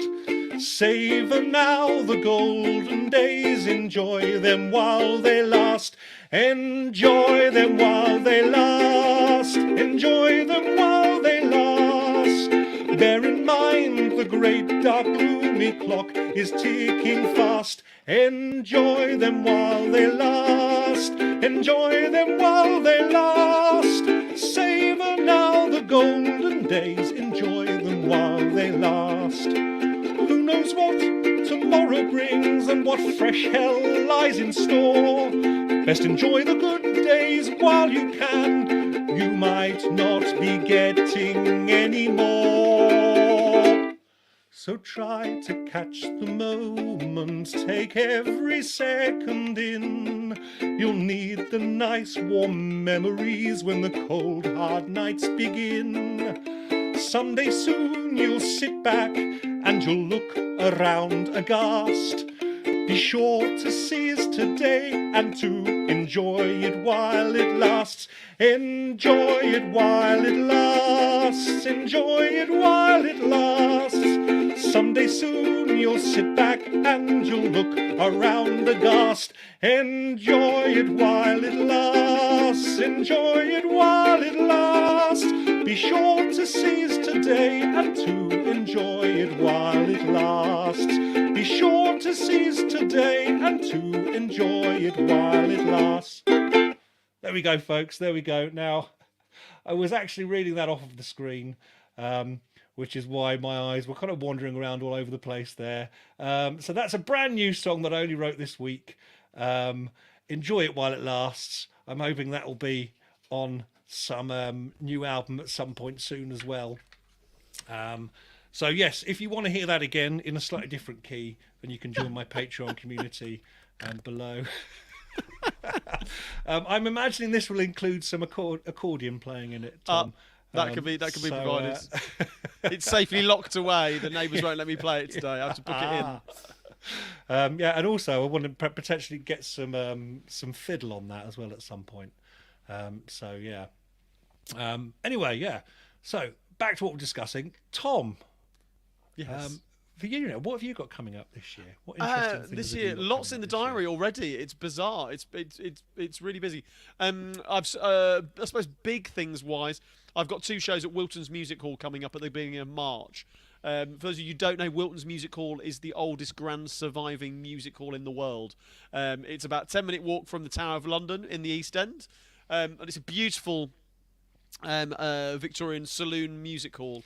In fact, it was in the video earlier. It was that I played. indeed. It was indeed. So I've got 2 shows. The Wednesday, the 1st of March, I'm playing there with my sing-along show, which is very much as you've seen on the video.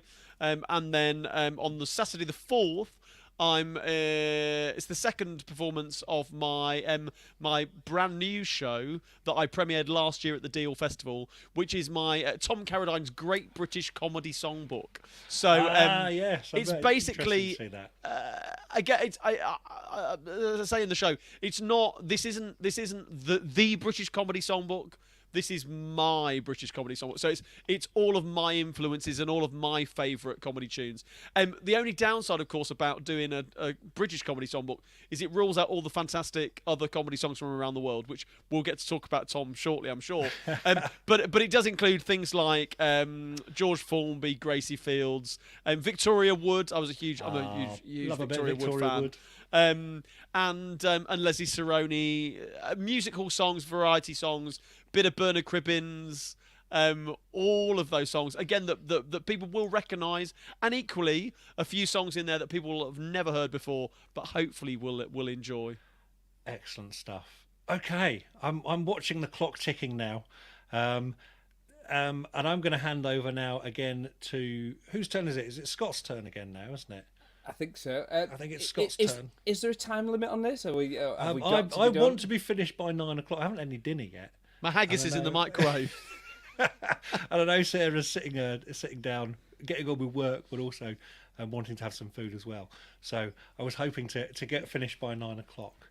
So fingers crossed. Well, I think we can fit that in nice and easily. Actually, it seems to be timing quite nicely. Anyway, I'm going to hand over now to Scott Dunican. Tom, I will see you in a little while. And let's remove myself. Over to you, Scott. Cheers, Tom.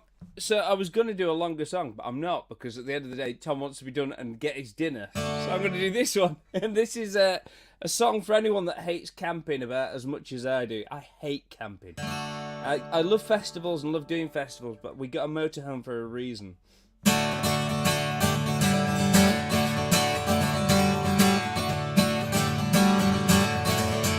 Well, me mate went mad in millets and I said, what have you done? Well, he used to have a life, but now he's found another one. Last week he did the 3 Peaks, and this week he's in the lakes. And there's not a place on earth to go without Kendall mint cake. I'm no Ray Mears or the next Lord Baden-Powell, and there's nought that's getting me to go outdoors. I don't need nettle rash when I'm opening my bowels, 'cause on the whole I find that's rather sore. But I don't feel like camping in the British wind and rain. No, my heart is where my home is, and my home can't blow away. And even if me tent stays put, it's still a chuff to put away. So I don't feel like camping, no sir, no camping today. I don't feel like camping with Dottleys instead of bog roll. I don't feel like camping, cause like Bear Grylls it's a pain in the hole. I don't feel like camping, living on the land isn't grand, no it's out of hand and it's right cold. First solo. Da da da da da da da da da da da da da.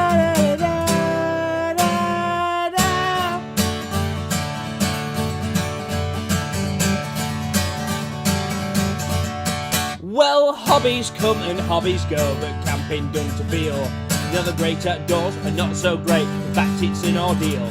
Well, rubbing sticks together like the scouts would leave me tired, but a pint of 2 of paraffin would sort out that campfire. So please understand that I'm pretty far from grand, and there's not a chance on earth I would relent. No, I can't pretend that I'm Mother Nature's friend when the swamps are what's just buzzing round me tent. But I don't feel like camping, creepy crawlies aren't for me. I don't need to wait an hour to make a lukewarm cup of tea. And if you really think that canoeing's fun, just get back in the sea. 'Cause I don't feel like camping, no sir, no camping for me. I don't feel like camping, you get up and go, it just got up and went. I don't feel like camping, haven't got a clue when erecting a tent. I don't feel like camping, how God's green earth for all the tent pegs bend. Second solo. Da da.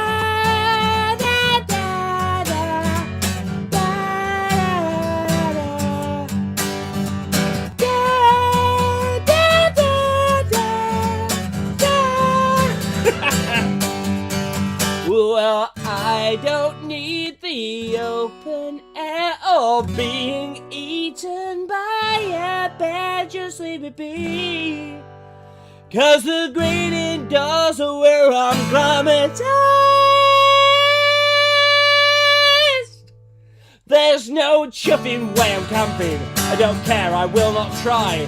There's absolutely no appeal to sleep under the sky. There's creatures with more teeth and legs than me to keep me terrified. I know I'd sooner take the choice to stick things in me eyes. Don't feel like camping. I don't want flies crawling up my food. Don't feel like camping. Just eat your sport 'cause I'm not in the mood. Don't feel like camping. Well, I'd rather be home with a roof and a proper working loo. Cheers. Excellent work there, Scott. Excellent work. Love exactly my reasoning for not ever wanting to camp at festivals. Festivals are great, but you don't need the tent. Just if this is exactly it. This is, Tom, you used to camp at Twinwoods, didn't you? Yeah, but we'd take all the mod cons. Well, I said mod cons, no, but all the camping gear, and there's something about I quite like it, but yeah, no. I like festivals. I just hate camping. So yeah. I like to go for the day and then be able to go home or stay in a hotel. No, I like the actual being part of the festival, but just having somewhere to actually sleep that isn't like an airbed or whatever is just so much nicer. Or you can do what I do and do World War I living history and sleep. I slept at the Great Dorset Steam Fair for a week in a dugout. Legend. I had my hot water bottle with me, and of course I'm an officer, so I've got a little primus stove. I can boil my kettle, but Very yeah, good. I felt for the privates who were just sleeping out on the fire step. So, before we kind of hand over to Tom for his last song, then, chaps, where can we find your music? Where can people go and listen to more of you if they want to see more of you? Scott, go for it. Okay, sorry. For us, go to www.thebastardsuns.com/shop. CDs, vinyl, all that kind of stuff's there. And then we're on Bandcamp at thebastardsuns.bandcamp.com. Yeah, so it's Bandcamp and your website for you, really. Yeah, isn't it? 'Cause there's a couple of things on Spotify, but we got a few things on Spotify, but I hate Spotify. I just think it rips artists off. Don't do Spotify, kids. It's bad for the industry. yes, yeah. Tom. For me, Carradine's CockneySingalong.co.uk. I've got my physical CD albums, my sing-along album, my music hall album, and my London album. But you can find me on iTunes and all the other streaming platforms. I've got a cheeky little song called "The Tale of the Guinea Pig," which I discovered from the 1920s, and I recorded last year, and hopefully some more albums in the pipeline this year, including Tom, with Tom. Yeah, absolutely. There's going to be more recording this year as well. So yeah. Now, also, Tom, if people just want to rock up to one of your shows, you perform in Mr. Fogg's Tavern every week. Mr. Fogg's Tavern every Thursday in Covent Garden on St Martin's Lane, 8:30 to 10:30. You can find me there, or a live streaming on the first Wednesday of each month. Or just go to my website, carradinescockneysingalong.co.uk. I travel all across the country in my white van with my real piano, pushing it out, leading lovely people in good old-fashioned sing-along. So yeah, you can catch me everywhere. Right, so on that note, I'm going to hand over to Tom again for his last song of the evening. So, Scott, I will see you again in a second. There we go. Well, Tom, you've got haggis on the way, haven't you? I've got haggis on the way as well. So I'm going to give you a very short song. Scott, it's so lovely to be on here with you this evening, and to hear you keeping the art of parody lyric writing alive. I've been a great fan of parody lyricists across the years, and this one is a song from 1927. A little old lady taught me this in East London about 8 years ago.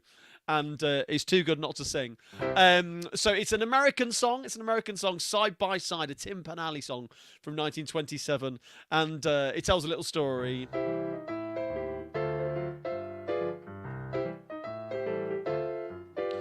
I got married last Friday. My little wife stood beside me. All the guests had gone home. We were there all alone, side by side. I got ready for bed when I nearly dropped down dead, when a teeth and her hair she placed on the chair, side by side. Her false leg was to follow, then a little glass eye so small, and on top of the rest of her attachments, she placed them on the chair by the wall. Well, I lay down broken-hearted. From most of my wife I've been parted, so I slept on the chair. There was more of her there, side by side. There we go, Tom. Short and sweet, so you can get to your haggis. Great stuff, Tom. Right, chaps, I'm actually going to play us out with one song at the end as well. So running over my deadline a little bit. But I feel like I should play one more song at the end. Chaps, it's been lovely chatting to both of you and having you both on at the same time. Once the credits roll, do stay on. I'll have a quick debrief with you afterwards. But folks, a big thank you to the excellent Tom Carradine and the fantastic Scott Dunican, who hopefully we can do stuff together, all three of us, at some point. That'd be great in the future. It's great making these kind of links between people, but we'll talk about that in a little while. I'm going to take you guys out the stream now, and play one last song, folks. Thank you very much for joining us this evening. This has been a quiet night in with fabulous friends. If you do want to leave us a tip, then you can go to the comments and you can find the link where you can do that through PayPal. I'll be splitting the proceeds from that between all three of us this evening. So I'm going to leave you with one more song.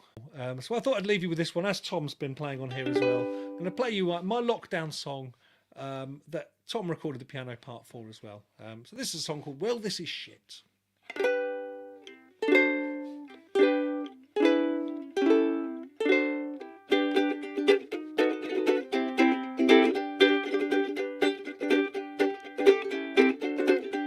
There's nothing anyone can do, there's nothing anyone can say. There's little can be done right now to make this go away.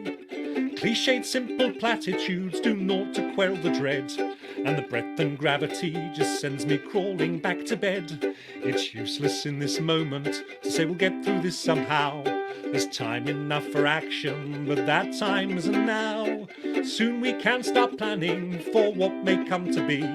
What I could really use right now is a bacon roll and a cup of tea. I don't need positive affirmations, I need to scream and bawl.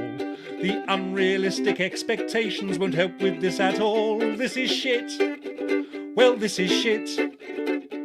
I'm not expecting answers because they're out of your remit. I'm not looking for solutions, just for someone to admit that this is shit, this is shit, this is shit. You're trying to be helpful, and that is always nice. But right now, all logic only great, so don't try to give advice. I need someone to rant at who'll not judge or take offence at my incessant fucking swearing and my unfiltered sentiments. So stop the pragmatic interventions, just nod and say you'll understand. Pretend I'm not being an unreasonable arsehole and hold on to my hand. This is shit. Well, this is shit. I'm not expecting answers because they're out of your remit. I'm not looking for solutions, just for someone to admit that this is shit, this is shit, this is shit. So let's all sit and just quietly get pissed and drunkenly attempt to overanalyze all of this. We may now be bidding the old times goodbye, so let's not feel too embarrassed to have a bloody good cry. This is shit. Well, this is shit. I'm not expecting answers because they're out of your remit. I'm not looking for solutions, just for someone to admit that this is shit, this is shit, this is shit. Well, this is shit. Oh, this is shit. I'm not expecting answers because they're out of your remit. I'm not looking for solutions, just for someone to admit that this is shit, this is shit, this is shit. Well, this is shit, this is shit, this is shit. Thank you very much, folks. Thank you for joining us. You've been wonderful. Thank you for commenting, subscribing. If you've missed some of the show, don't worry too much, because this will all be viewable in its entirety on YouTube for the foreseeable future. But it leaves it to me to say a huge thank you to Scott Dunican and to Tom Carradine for joining me this evening, and for you for tuning in. I'm Thomas Benjamin Wilde, Esquire. You've been absolutely wonderful. I will hopefully see you all again very, very soon. I've just got to find my end sequence because I realised that that might be it there. You might get the title sequence again there, folks.